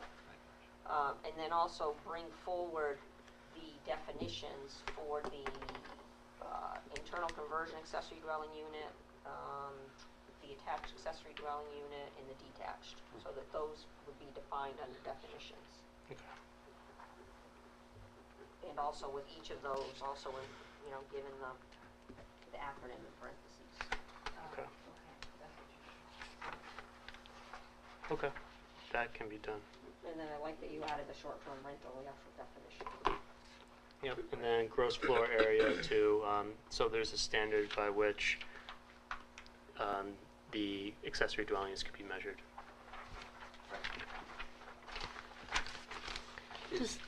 Let me, before we go too far, just a discussion about, Val mentioned short-term rental. We just talked about maybe 30 days. Is everybody okay with 30 days? Yeah, I think 30 days certainly defines it, Right. but I'm not necessarily on board with the, well, I guess that'll be later on in Yeah, the okay, prohibition, okay. so I'm good with the definition. So, I mean, my first thoughts are that 30 days is too short, but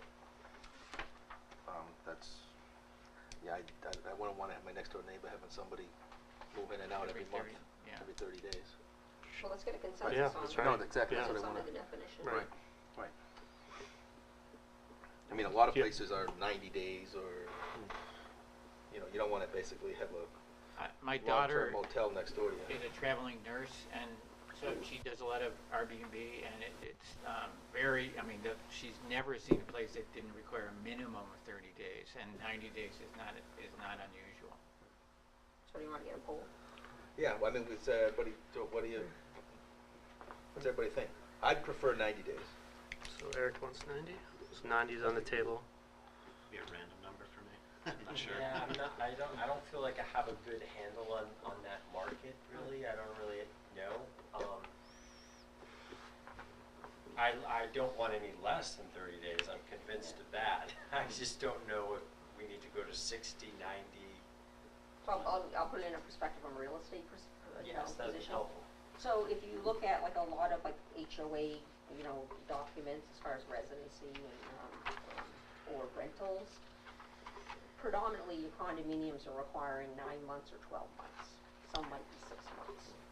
That would be a typical thing. The reason they're doing that is to not have the turnover, particularly if they're in a congested area of having, who's constantly coming and going.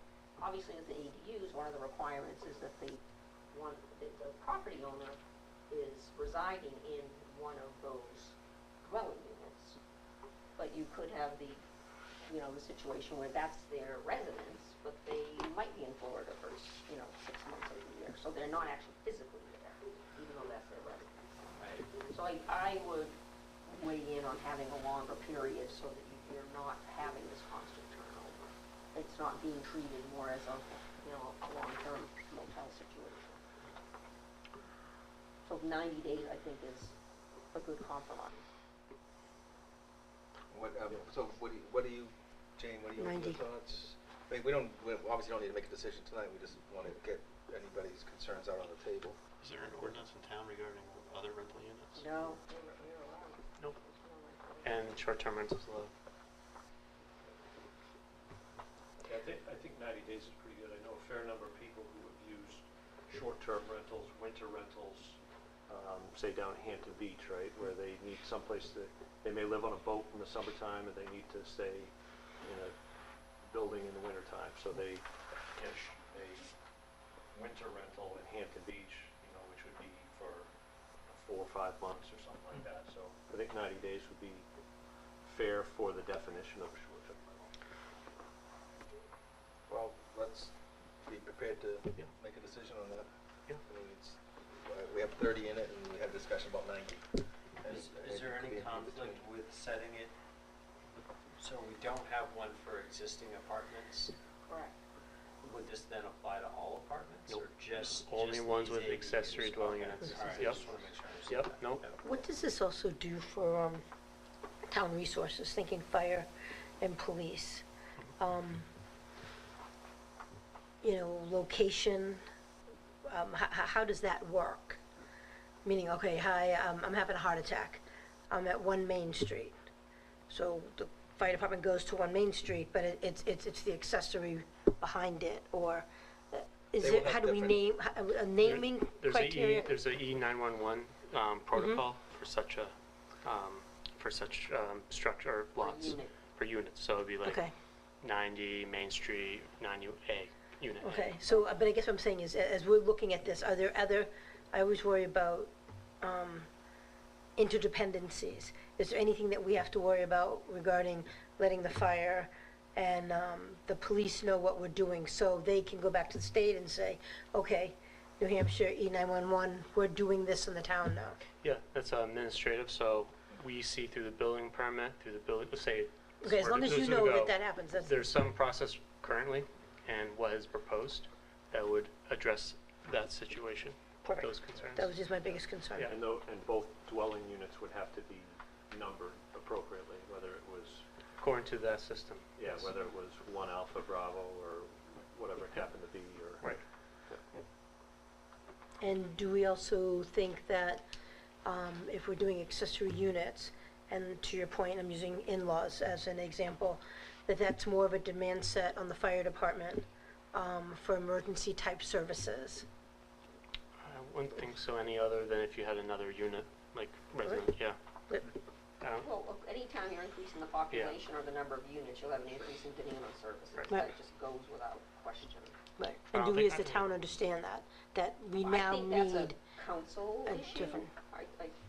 I mean, we're trying to, are we charged with revisiting our current accessory dwelling unit ordinance, if you will, to make a recommendation to the town to basically increase housing opportunities and inventory in the town?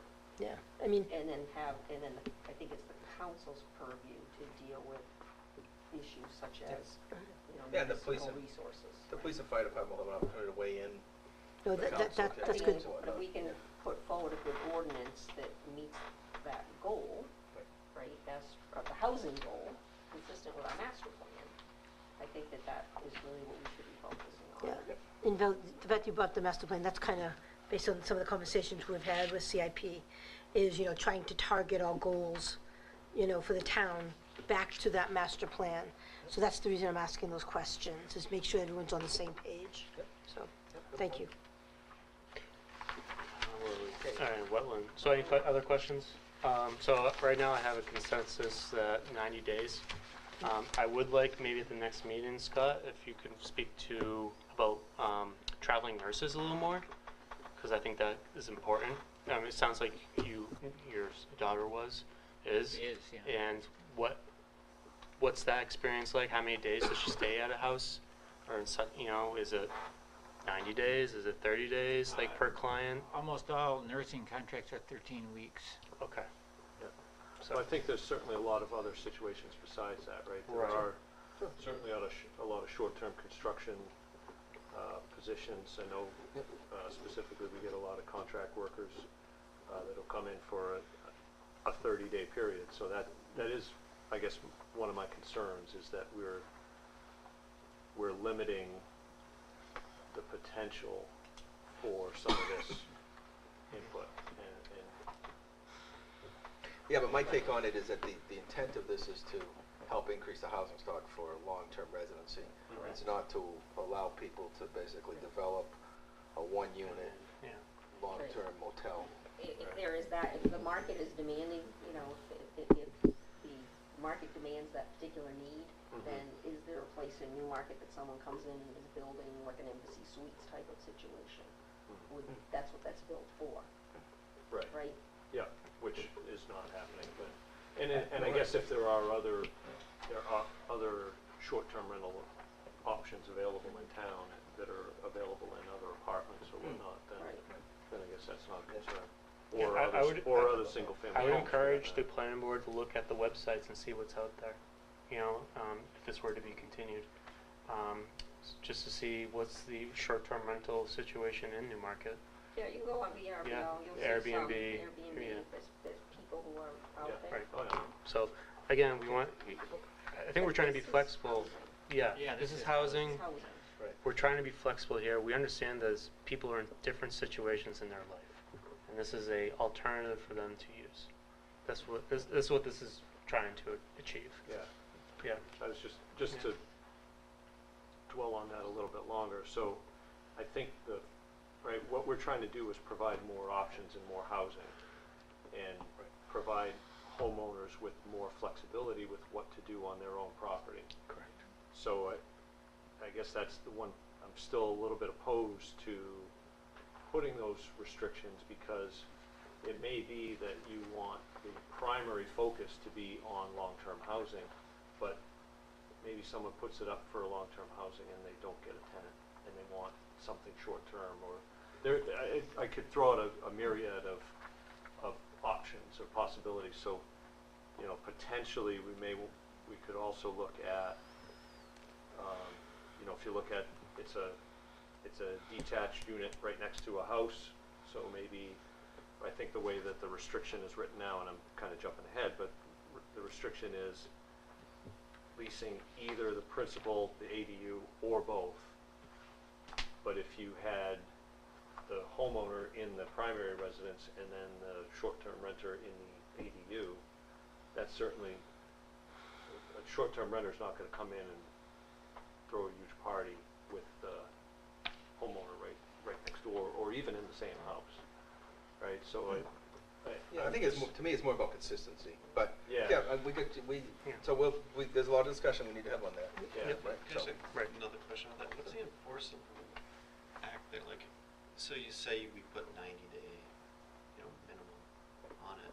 What's It allows a neighbor, if there is a problem, to call the town and say, hey, look, they've got new people coming in and out of here every week.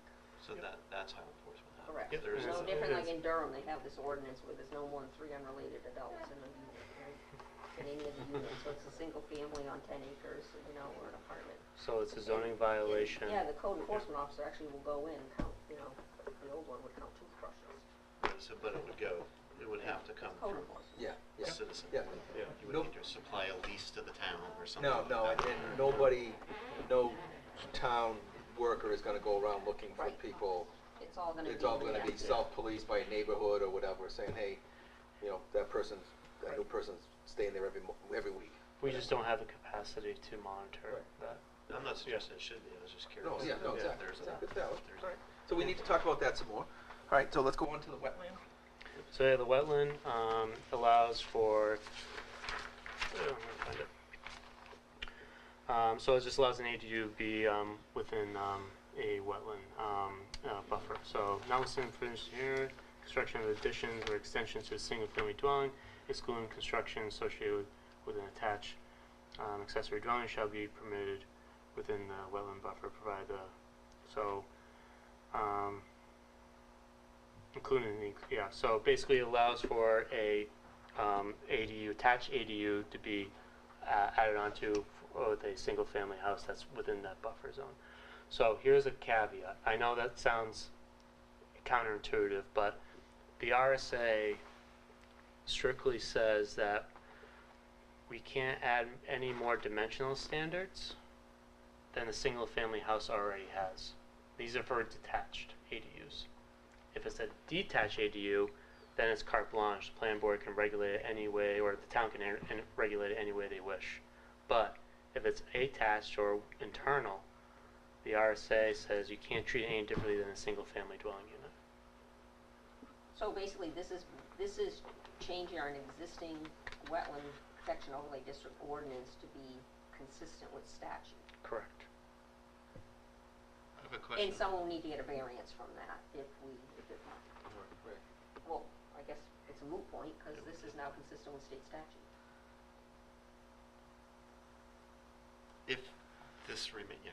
If this is part of our current one is ordinance. not consistent with But state basic- statute. So my question about it though is, just from reading this, and it's perhaps a different topic for a different time, is does the building already have to be in the buffer, or is it Yeah. going to be adjacent to the buffer? Within Like the an bu- inch wi- outside? Within the buffer. So the It's, building, it's legally non-conforming. so, okay. Yeah. So if the So- building's 1 inch outside the buffer, they can't build this into it, but No. if the building's 1 inch into the buffer, they can build all the way up to the edge of the well. Correct. But so, just to clarify that, because I think then Because there's that more, brings up a more different point. complication in here as well. You're saying this only applies if the existing single family is already non-conforming because it's in the buffer. Yeah, it would be within the buffer. The way I read it, So that needs to be added. notwithstanding other provisions in this chapter, the construction of additions to extensions to single-family dwellings, including construction associated with an attached accessory dwelling unit, that's the language just added, Right. shall be permitted within the wetland buffer provided the dwelling lawfully existed prior to the delineation of the wetland area, and that the proposed construction conforms to all applicable codes of the town. So basically, the applicant will have to prove to the town that this house existed prior to that delineation. It's But it only applies to a house that's currently in the wetland buffer. Exactly. Only one that, and not one that's already been granted relief. Right, correct. Right. So if you've gotten relief and said, I need to put my house in the wetland buffer by a foot, you can't put an accessory without more relief. Correct. Correct. Correct. Because it wasn't lawfully Existing prior to the What's delineation. the delineation? Like what's the? Well, basically, you would have to prove that that wetland didn't exist wetland before didn't exist, or or what's the the delineation? house did, yeah, the delineation. But so to What's me, the moment of delineation? to me, that basically is for old houses, basically. Yeah. Right, I mean, since Since like it was added in national. the seventies or whatever, you had to delineate wetlands. So if you built a house in 1980 and didn't delineate wetlands and built your house, then somebody could argue that it wasn't lawfully, it's not lawfully there. Or is it really prior to the ordinance being adopted? Well, that's another thing too, yeah. Right. So, I found it, I was like, Right. yeah. Oh, that's a good point. I mean, I think what you're bringing up a different point, Jeff, is our current language leaves something to be desired. Yes. Because it's really about the dwelling existing prior to the ordinance. So should we change delineation and put ordinance? Just fix it right now? I would change some of the, I wouldn't, I I'd don't think it's say- I don't think it's construction associated with the dwelling unit either. I think it's the dwelling unit, right? Right. Because it's the unit itself, but not necessarily construction associated with it, right? Well, Well, you'd no, have disturbance to dig a foundation, right? You have a Yeah, unit, yeah, but no, I understand. that'd be associated with it, it wouldn't be the unit itself. But the ordinance is here. This language in the ordinance is Exists. because if I have a house that I built and I want to do an addition, right? But my house is in the wetland buffer or my addition's going to be in the wetland buffer, this is going to give me the ability to do it. I'm exempt because I have an existing house that was built prior to the ordinance being adopted and that overlay put on the lot, per se. As opposed to we Yeah. adopt the ordinance, someone gets a building permit and they have to build outside the buffer. So it says wetland area. So what I would say, I think a good amendment would be, if I understand correctly, is change delineation of the wetland area and say an adoption of the ordinance, the overlay district. Yeah. And I just think that you say construction already is was my other point though, because it says the construction of additions and extensions to single-family Oh, yeah, dwellings, accessory dwelling units. It's like part of the list. Yeah. I think the redundancy makes it seem like there's something beyond just the unit. That's a good point. That's kind of what I was getting at. Okay. Construction associated. Yeah. And they'll definitely have to disturb a wider area in order to put it in. Okay, but what so- So it's remains- additions, extensions, accessory dwellings. Yeah. So get rid of the proposed, okay. Okay, so additions, extensions, get rid of and move it right over, and accessory dwelling units. and then just delete that whole proposed language. Provided the existing Yeah. dwelling Yeah. existed prior to the Right. adoption Yeah. of the wetland overlay district. Yep, Okay. that makes sense. Action item, fix it. Fix. I mean, I'd like to strike the whole thing. Can't quite do that, I don't think. So, something else there. Okay. Okay, so, That was good. yeah, so now it's on to section 32, 34, so it's a delete and replace, this whole section. So what's in red right now is what exists on the books. From line 53 to line 76. Do you want to summarize what that is for, Yeah. for people at home? that So may at be home, just listening or watching? so basically, I'll just go through line items. So it has a statement, a purpose statement, which is going to be replaced, and then we have language saying one accessory apartment shall be permitted per detached single-family residence if granted a special exception by the zoning board of adjustment. The accessory apartment shall be contained entirely within or attached to the detached single-family residence. The zoning board of adjustment shall grant a special exception if the following conditions are met. 1. The accessory apartment shall be a minimum of 300 square feet and a maximum of 1,000 square feet of finished living area. 2. The accessory apartment shall either be an efficiency apartment without a separate bedroom, or one bedroom or two bedroom apartment. 3. One of the dwelling units must be owner occupied. 4. There shall be a minimum of 2 parking spaces for each dwelling unit. A parking space shall be defined as rectangular space 9 feet by 18. Parking spaces shall be permitted within the setbacks if the location is over 50 feet from abutting dwelling units. No exterior changes shall be made unless they maintain the aesthetic continuity of the accessory dwelling unit with the principal dwelling unit as a single-family dwelling. Adequate water supply and sewage disposal shall be provided. The town water and sewer services the site. Tie-in fees shall be paid. Granting of the special exception shall be consistent with section 32-5(1)(b). And 8. Interior doors shall be provided between the principal dwelling unit and the accessory dwelling unit. However, it shall not be required to be unlocked. And C, subdivision site plan review approval is not required. So Okay. all that language will be deleted, but certain aspects of them will be maintained. It's just in different areas in the code. Do you want to go through line by line? Yep. What's being replaced with, please?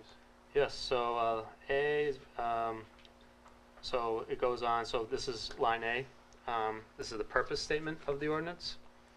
And it says, it has been deemed to be in the public interest to prevent accessory dwelling units, ADUs in quotations, in all zoning districts where single-family residential use exists, so as to, 1, maintain a diverse... Do you want to go through each, how do you want to handle this as far as the input?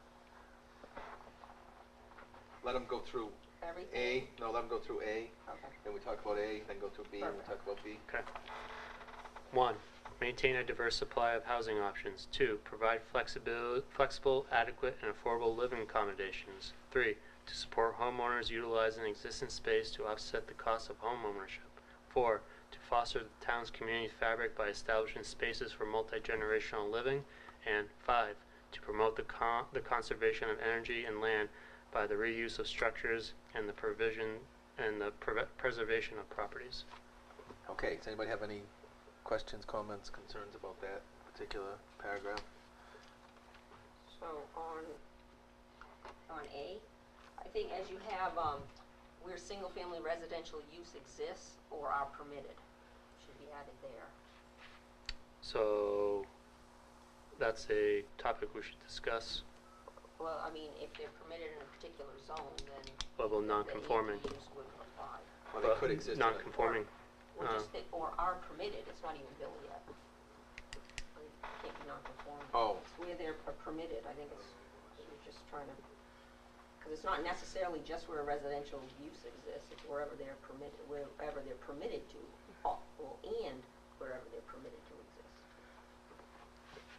exist. So where residential uses are Exists permitted. Exists or are Or are permitted. permitted.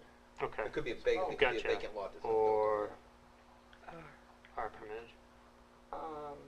Under 5, so this is really discussion points, we talk about promoting the conservation of energy and land by the reuse of structures and the preservation of properties. How do ADUs preserve properties? Now, these are just, again, discussion points. Do we want them to be used to preserve certain properties? And my comment there is we have just so many existing properties in town that are assessed very low due to depreciation factors and or functional obsolescence. And how is the public interest to maintain these properties versus redevelopment sites to expand the tax base? So, this is kind of like, this is what we want to preserve properties. I mean, we're making this as a statement. I think there's many, scenarios out there where that shouldn't be our mission. We should be offering incentives for redevelopment. So my take on that is preservation properties is more of a open space, conservation standpoint than actual, and I can see where you're coming from. Like if there's a derelict lot, why is the town trying to promote that? So it's more of a land, like to better utilize the land. So it's really promote the conservation of energy and land by the reuse of structures and preservation of open space. So you're saying like if you've got a relatively large lot maybe, and you say, well, I need to either subdivide this into 3 lots, or I can put in 2 detached ADUs, and I'm going to leave those other 2 lots of space wild or wooded. Correct. So we're trying to preserve more open spaces in item 5. That's the intent. Okay, then I would say let's change it to that. All right. Set of properties is preservation of open space. Or just, you could say promote the conservation of energy and preservation of Land use? open of land or undeveloped land. I personally have no use of the reuse of structures statement as well. Okay. That's just my Well, perspective. Yeah, I think by achieving higher density housing, then you have more room for parks, right? So you would delete that whole, Right. the end of this, I'd agree with that too. Yep. Okay, so land by reuse of structures gets deleted. Because actually a detached ADU is not reusing a structure. No, I have no issue with leaving that language in. Like, I have a garage on my property. Do I want to? Like, that's preservation. Instead of building another detached structure, I'm going to reuse an existing. It doesn't mean it's a dilapidated structure.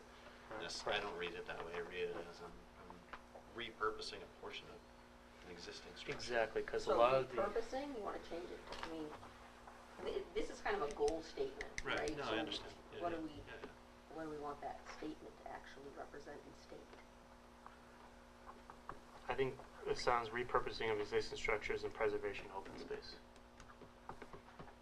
Does that sound good? Because the intent, exactly, a lot of the energy used in construction and the house's life existence is at construction. If you think about all the materials, how it gets to the site, the making of those materials. It's a lot of energy. So if you can reuse existing structure that's there, you're saving a lot of energy. Impact. So if you look at the externalities. So that's the intent. As opposed to subdividing off of some of your property to build another single-family house. Correct. Because Or you need another income to do driveway, that or whatever. Right. Another lawn. Exactly. Okay. So that's not repurposing of existing structures and preservation of open space? I'm okay with that. Okay. Okay, next, applicability. Any other questions? If you're getting tired, let me know. I'll read some of these. Okay. I'm ready here. All right, applicability. ADUs are permitted by right in all zoning districts on lots and structures exclusively used as single-family residence. I'm going to say as and say for instead. Single-family residence. This includes pre-existing legally non-conforming single-family lots and structures. An ADU may be located entirely within a single-family residence, internal conversion, accessory dwelling unit, or it could do attached thereto, attached accessory dwelling unit, or ADU, or located within an existing or proposed detached building detached accessory dwelling unit or DADU on the lot, subject to the provisions herein. And my only comment on that was to move that section to the, not the applicability of it, but Definitions. what the definitions are, Okay. put them in the definitions. Yep. Does by right need to be spelled out? Typically, Like per R, like by state RSA? Or do you just say by right? I Or don't- just saying they're permitted in all zoning districts. By right? yeah. Well, so yeah, I so wasn't sure what if, by right. by right usually, yeah. So I can see the redundancy, but you see a lot in ordinances Just point. by right. So, but that can be removed. No, I just didn't know if it should be modified to state per ADUs are permitted in all zoning districts per our state RSA. So, yeah, so the RSA is a little different than, in the sense that how this ordinance proposed how ADUs could exist in Newmarket. So, for instance, detached is discretionary, you know? So what this ordinance is saying is everything is allowed by right, so everything's permitted. Whereas the RSA says municipality can choose whether detached can be allowed or not. So if I just reference the RSA is just saying, No, the town can do municipality, that. you have the option to do I this. understand. Gotcha. This ordinance says, Makes sense. yeah. Perfect. But Thank you. Jeff, you raised another question there. So all zoning districts, they're by right in all zoning districts on lots and structures. So by just saying EDUs are permitted by right in all zoning districts, which really That's isn't the case. that's not true, right? Okay. On lots and structures exclusively used for a single-family residence, that's also not the case.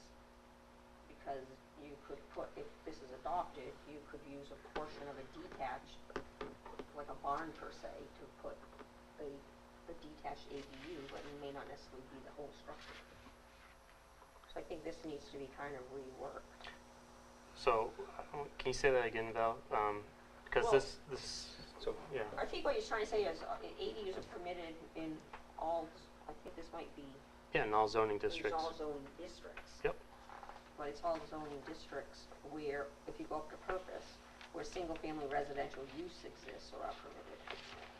Right, So so, is it redundant? yes, it could be redundant. yeah, and what Val was saying with the structures is, if So I have a maybe- house with a barn, Yep. and I only want to convert part of the barn to an ADU, technically that would not allow this, because the structure is not exclusively used for residential use, right? Well, if it's a commercial, so if it's Even if just. it's not commercial. Well, so it's residential use, I guess we have to find what that is. Is that like, what's accessory to a residential use? Well, I think if you just take A and say purpose and Like storage. applicability, we can get rid of applicability.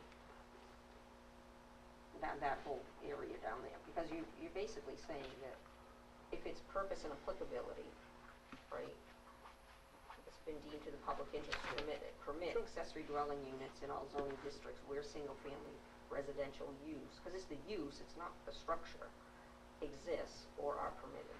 Right. And then the definitions from B. Or, and it should say, or is permitted. All right, so X applicability and then move the definitions Yep. to 5. Okay.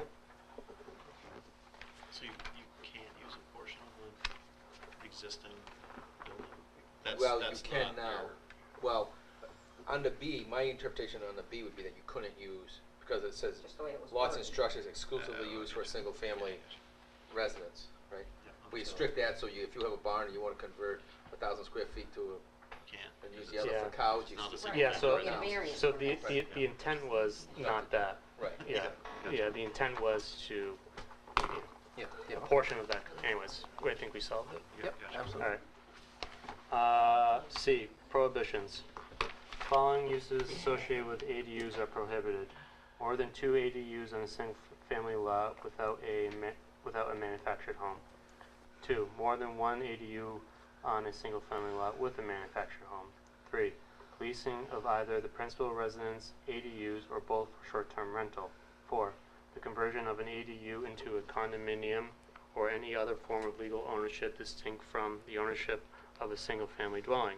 5, the conversion of an ADU into a primary dwelling unit, unless it were to become the only dwelling unit on the lot. 6, the construction of a new ADU or dadu, a new adu or dadu, or a conversion of an attached or detached accessory structure into an ADU that is located within the 100-year floodplain.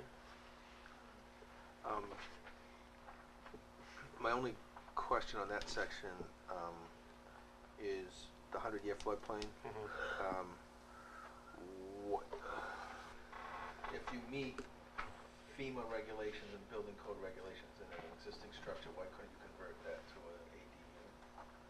That's the question. Just because it's a 100-year floodplain. Yes. No, we don't allow new building in a 100-year floodplain, right? Yeah. But if there's a structure there, a garage, for instance, and you want to put an ADU on the second floor of a garage that may be 8 feet above the flood elevation, as long as the structure meets FEMA and building code regulations, why would we not allow that?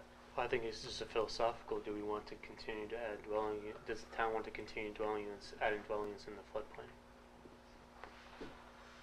That's Yeah, interesting. that is. Because do you want to keep adding dwelling units within ours? Well, yeah, I understand. see that. I understand the public safety difference. Yeah. No, it's a good point. Well, Well, we can talk about that. I mean, Yeah.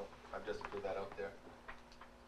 try a suggestion, I'm sorry. Oh, I was just gonna go to, I guess I need a little more clarification on 1 and 2, because I'm confused by them when I read them. I'm not Okay. sure, so it's prohibited to. Can I jump ahead? Yeah. Because I think I'm gonna, because Okay. I had the same struggle. Okay. I was suggesting that we take 1 and 2 and move them to a section called limitations. And ADUs are limited as follows. No greater than 2 ADUs on a single family lot, which meets the ADU criteria of this ordinance. And 2, no greater than 1 ADU on a single family lot, which is served by a manufactured home. So I basically I put those into, because it's not really a prohibition, it's a limitation. Where all these other items were really prohibitions on the actual ADU itself. Okay. That makes sense to me. Okay, that makes sense. And not to say I'm That helps it. agreeing with the 2s and the Right, and all that, yeah, but just I I felt think like we it were- didn't read well to me. Yeah.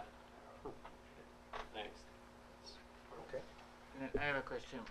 6 A member of the town council lives in a manufactured home, and I've given him these, this preliminary document, and he was wondering why we were discriminating against manufactured homes. Here's the real question. Does he live in a manufactured home or a modular home? Yeah, what's the, Because there's a definition of a manufactured home. It's the one, it's that the park on the other side of the bay? You have to So he drive. is in a mobile Heron home Pond. park. In I Heron don't know if Point. that, is that mobile or, I don't know That the would be differences. manufactured, Yeah. yeah, so this is for manufactured, not modulars. not modular. And that's not, a But- park is not a single-family lot either. No, but it's a valid question. If you have a manufactured home on 10 acres, Yeah. why can't you do 2 ADUs if somebody with a stick-built house on 10 acres could do it? That's true. I can see that point. What was your original thinking? My original thinking was that in an instance where if you had I guess my original thinking was that you have one on there, so if you had an existing garage or whatnot, you could utilize that, but then you build another ADU or another ADU, then you have 3 dwelling units on there.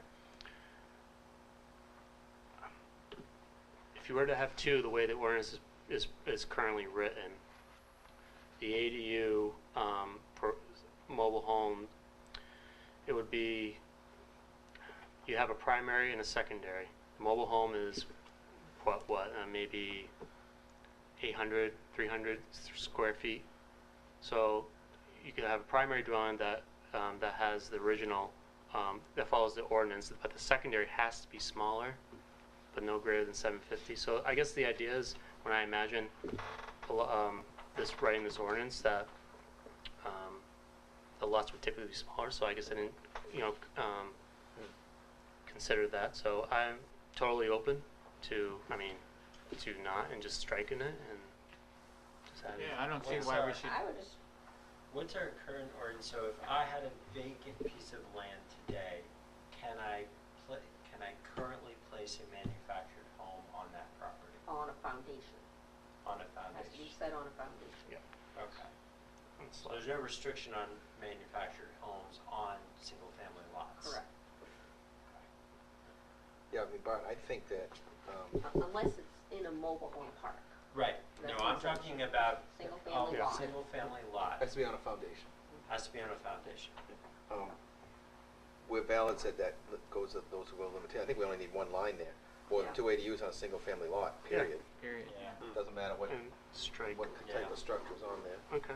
right? And then you only have one line too, the second line goes away completely. And just for my information, a modular home is the ones they build in a factory and they bring them, and they just Says- put them together right there. Put the walls Or a up. tiny house that comes in one piece. Right. Yeah. Called And manufactured there's home. also different codes too. One's built to HUD standards, the other is building code, like a stick built is building code. Housing and Urban Development regulates mobile homes and modular homes. So different standards. Yeah. And that comes into play if somebody comes in Attached. for a building permit Yeah. to, like, do an addition to A mobile a home. mobile, yeah, Right. or a manufactured home. Yeah. You know, what, are they What standard dealing with applies? the integrity, Yeah. or Right. structural integrity of opening that up? And I'll get into that more when we go to design standards. Does number 6 need to contain AADU and DADU and not just ADU? Because everywhere else we seem to use ADU to kind of cover both, right? Whether it's attached or detached. Yeah, so there's different design there's different standards for attached and detached. That's why I parse it out. It's just instead of just saying ADU, there But only because number 6. But Jeff, I think Yeah. your question was more, why are we calling out AADUs and DADUs In number 6 for specifically. floodplain? I think, And not everywhere, we're going to call them. isn't it just the construction okay. of Just be a new ADU. ADU? Well, Yeah. I'm thinking internal convert. Let's say if it was inside the house and not attached, but within. You know. I think if you're worried about more people Yeah. True. being within the danger area, True. Okay. So I'll just. That makes sense. Because it could be either of those ADUs, so. then internal, detached. Yeah, so attached. just take reference out to those, right? Which Yeah, is at yeah, exactly, ADUs. because if you're trying to keep more people from living within the floodplain, it doesn't matter if it's attached. So it's construction of an ADU Right. Or conversion or conversion. of. Oh, well, wait, that would be a conversion, so you would basically take all that out. Yeah. or Just ADU in conversion. general. Yeah. That's a prohibition.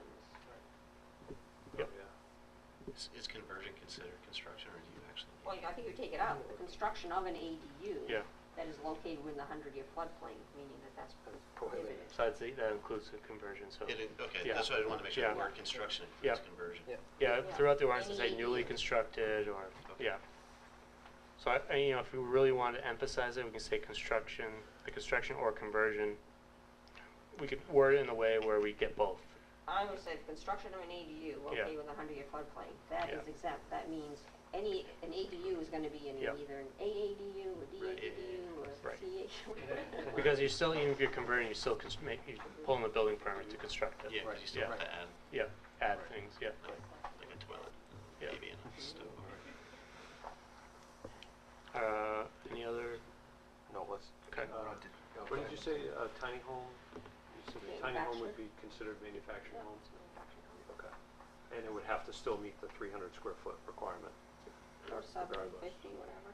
Yeah, if it's Yeah, an ADU. 300 correct. is the minimum, right? If it's- Yeah, and yeah. you could, right. Yeah, that's a state. Yeah, we can't adopt something lower than the state. Right, so Attached. we don't have micro homes. Right, yeah. Not Well, yet. that's already pretty Yeah. tiny. Yeah, we can get into that building code a little later when we talk about internal conversions. All right, exemptions. Subdivision site plan review approval are not required for an ADU unless otherwise required within section 32-234 accessory dwelling units or elsewhere within the municipal code of the town of Newmarket, New Hampshire, as a result of qualifying elements of the proposed development.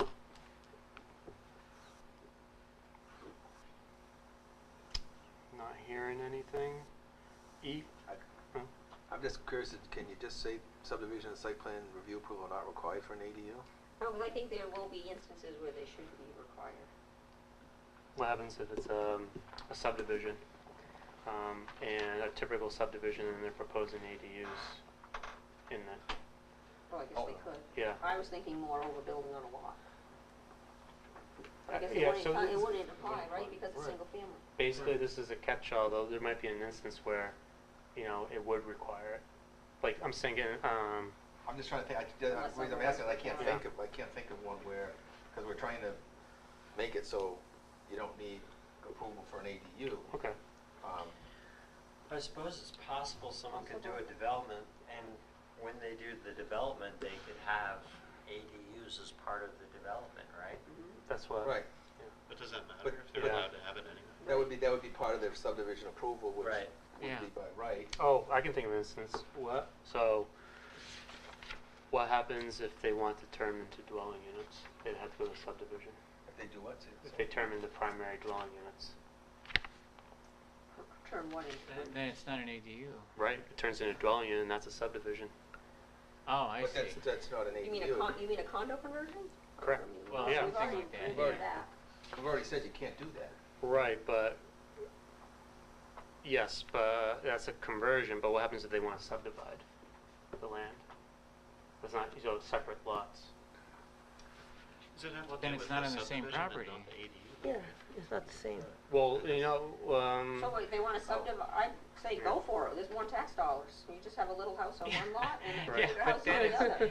But then right, it's but that not- has to go to subdivision, so. But the ADU has to be on the same piece of land. If it doesn't, Yeah, but if you- if you subdivide a lot, you have to It go to doesn't site plan. become an review. ADU, it becomes two single family Yeah. houses. Right. That's tough though, right. because if it's a detached ADU, don't they share Well, that and facilities? that- They yeah. share Share septic, driveway. they Yeah, share we are water. They subdivision. could.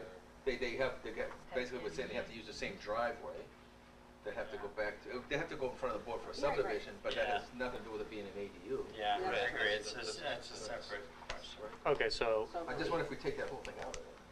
just Or say, just say, to be clear, subdivision and site plan review approval are not required for an ADU. Well, but that's an exemption, I would say you just take Take it it out, out. yeah. Or you could say for the construction of the ADU. Yeah. I think we just take it all out. Take it It's an out. exemption. okay, It's not necessary, 'cause that's, okay, understood. Permitting process. E, except otherwise required by state statute or municipal code, town of Newmarket, New Hampshire, one ADU requires only a building permit application. In the event two ADUs are sought for development, a special use permit application pursuant to 32-34G2V1 is required in addition to a building permit application. that basically states what was in the exemptions above. I'm fine with it there, because it just explains it. Yep. just out of curiosity, if I build an ADU and then I come back and I want to build one more, does that put me in the two ADU Yes. development? You go to planning board. Only the Right, special okay. permit. Yeah. Yeah. So it's not, I didn't know if that meant at the same time you're doing two. You can't segment it to Right. avoid the permitting. So you Okay. can't say, I want two ADUs, but I'm doing one this year and one in 3 years, I don't know if you get a permit. No, you have to get a Correct. permit. Right, And that's typical of most things, like if I want to build a garage, I don't have to put any Well, board unless the building inspector comes out and says, I think that's a well. Right. Need to have that survey. Is it- It's an attempt to avoid the regulations, Right. so that, if you were trying to justify it, so. Yep. So, I don't think it goes here, but just to put it out there, we don't actually have to discuss it right now. I think I'd like to talk at some point about registering ADUs. So I have, Registering the ADUs. I have so you're saying like a, Well, you get the permit to Yep. actually build the ADU, and there's a whole section of what you need and et cetera, Mhm. down below. okay, so we'll talk. I think we should talk about how are we, how you control it in town. In a lot of municipalities are doing that, but I'm not, just to put it on the Keep track of table it. down the road. Okay, F, retirement of ADUs. In the event the ADU is abandoned or converted into a primary dwelling unit, the property owner shall comply with all applicable federal, state, and local regulations. I think you need to say into the primary dwelling unit. You're converting it. Correct. Well, what happens if it turns into, they subdivide it, Well, then it's no longer an ADU. right? It's a single family on its own lot. Right, or, So You're not converting it. It's no longer qualified as an ADU. Right, so it's abandoned, so say, yeah, so there's, the intent is, I think what you're, I mean, sorry. Yeah. You can speak if you want. I didn't talk over you. the intent was if it's no longer ADU anymore, it follows the applicable regulations. But Right, she's- but I'm saying if you're, let's say you have an attached ADU and you take the kitchen out because you don't want an ADU, you Yep. just want another bedroom and bathroom Mhm. with a family room as part of your primary dwelling unit. You've converted it. You Correct. converted it. That's what I'm just saying, it's not a primary dwelling unit, it's the. Well, in that case, it'd be abandoned.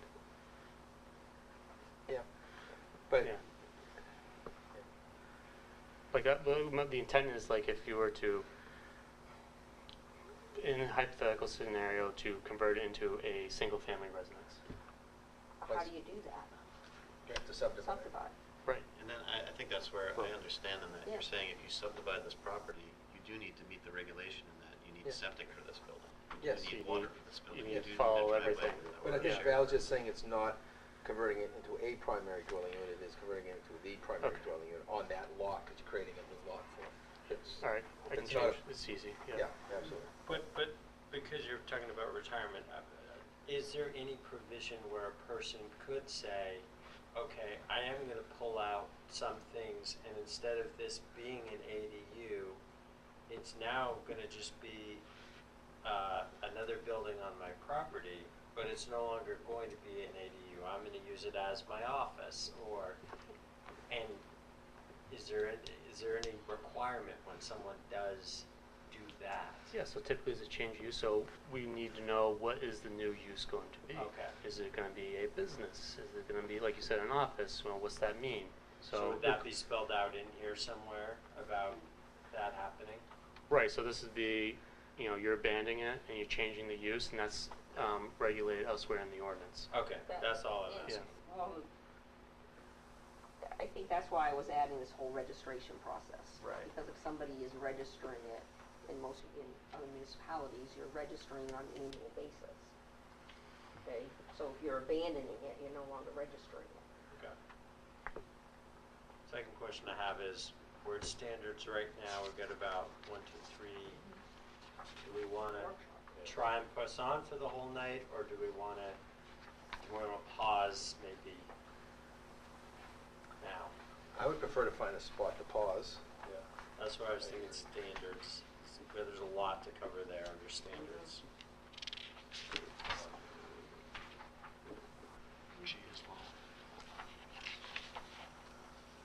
And it is sort of a separate topic. Does anybody have availability in the next couple of weeks to schedule a workshop just to go through this? Do we have any interest in doing that? Or do we want to just take this up at our next meeting? Do we have anything on the agenda yet for the next meeting? Nothing. What's everybody think? Say we move it to the next meeting at this point. I'm fine with that. Everybody's- Set slow the time frame. Because it also, Yeah. because it No, also, I could, yeah. But quite honestly, I mean, the turnout for the public hearing, I'd like to get some feedback from the Conservation Commission and, any other boards in town that may want to comment on it.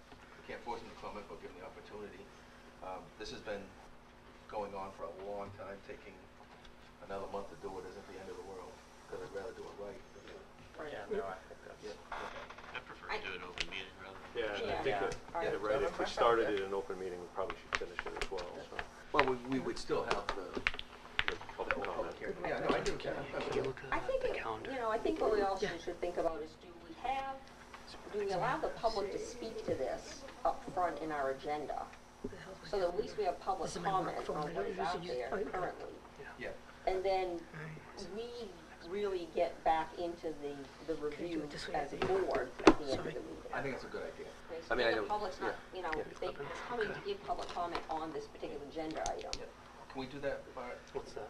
No matter what we have on the agenda for next meeting, put this first, Yep. so that For the public for the comments. public comment, so people can talk about it, and then Yep. we can move on, and then, we can do our internal discussion. But it was unfortunate, people sat here for an hour and a half tonight, then they had to leave before they could actually speak, if they were gonna speak. Yeah. I assume they were I'll gonna just, because I'll of the- just have this first on the agenda. Yeah, yeah. But only for the public to speak, and then we'll revisit it after the Okay, business I meeting.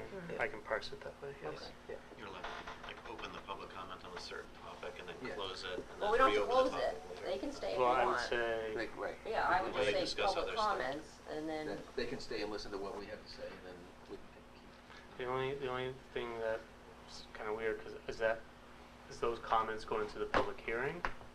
And then, because you're having public comment period, then you're opening, you're no, opening I it. would see it as an continuing. agenda item for public comments on the proposed ordinance.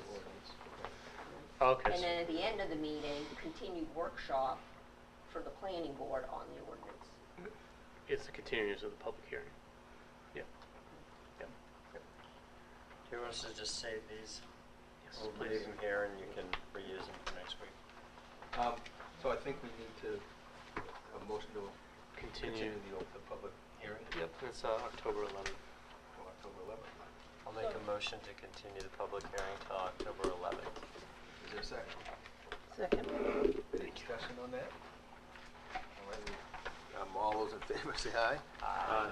Those opposed, say nay. Ayes have it. Motion passes unanimously. The other thing on the agenda was the fees, Yep, right? yep. We want to just, we didn't open, It's not open yet. right, so we'll just put that on the next agenda? Yep. I would, just so I don't have to advertise again, open it up and continue it. Oh, okay. Yeah. Okay, that sounds good. All right, let me So we don't read have to the- pay more fees. So let's be consistent. Yeah, Although I lost my agenda sheet. I got you. There you go. All right, next on the agenda is pursuant to RSA 675:7, the planning board shall hold a public hearing to amend both the site plan and subdivision regulations of the town of Newmarket, New Hampshire, intended to modify section 2.06 fees of appendix A subdivision and section 2.05 fees of appendix B site plan review, or take any other action relative thereto. So the public hearing is hereby open. Entertain a motion to continue the public hearing to October 11th? I have just one suggestion. Yep. As far as any way you can easily put this in a chart format, so we can have the comparison of our current fees and then the towns. Yeah, sure. And if not, I'm happy to do that. I can do that.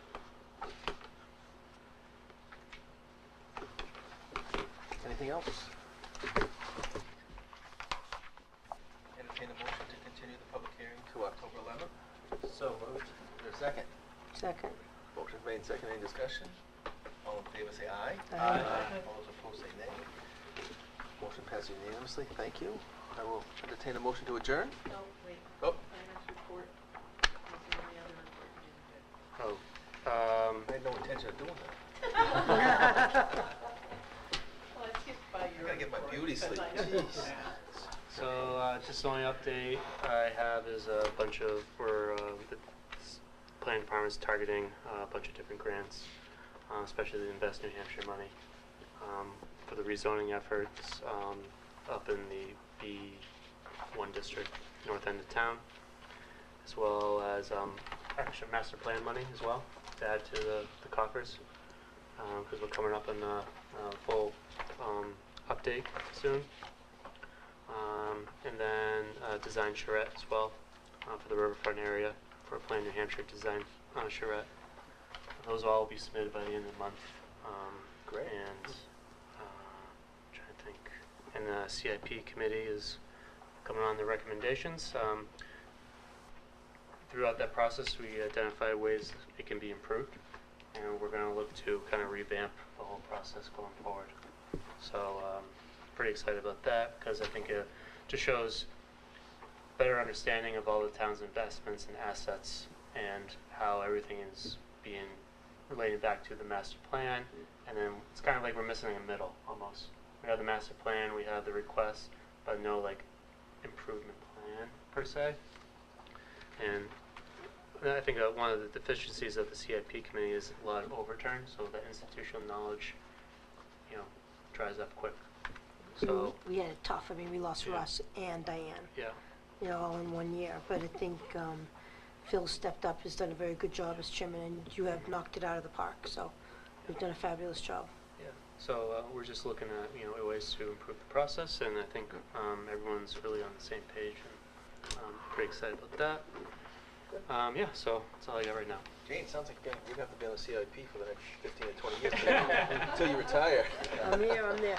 No, but honestly, he's done a great job, and that's the reason I asked the questions about trying to tie everything back to the master plan, because that's something that the CIP committees, we've talked ad nauseam about that, that we think that that's a big point for us, so. That's good. Excellent. All right. I'll entertain a motion to adjourn. Make a motion, we adjourn. Is there a second? Second. Any discussion? All those in favor say aye. Aye. Those opposed, nay. The ayes have it. Motion passes unanimously. Thank you all. Is it 5:30 tomorrow? 5:30. Yeah.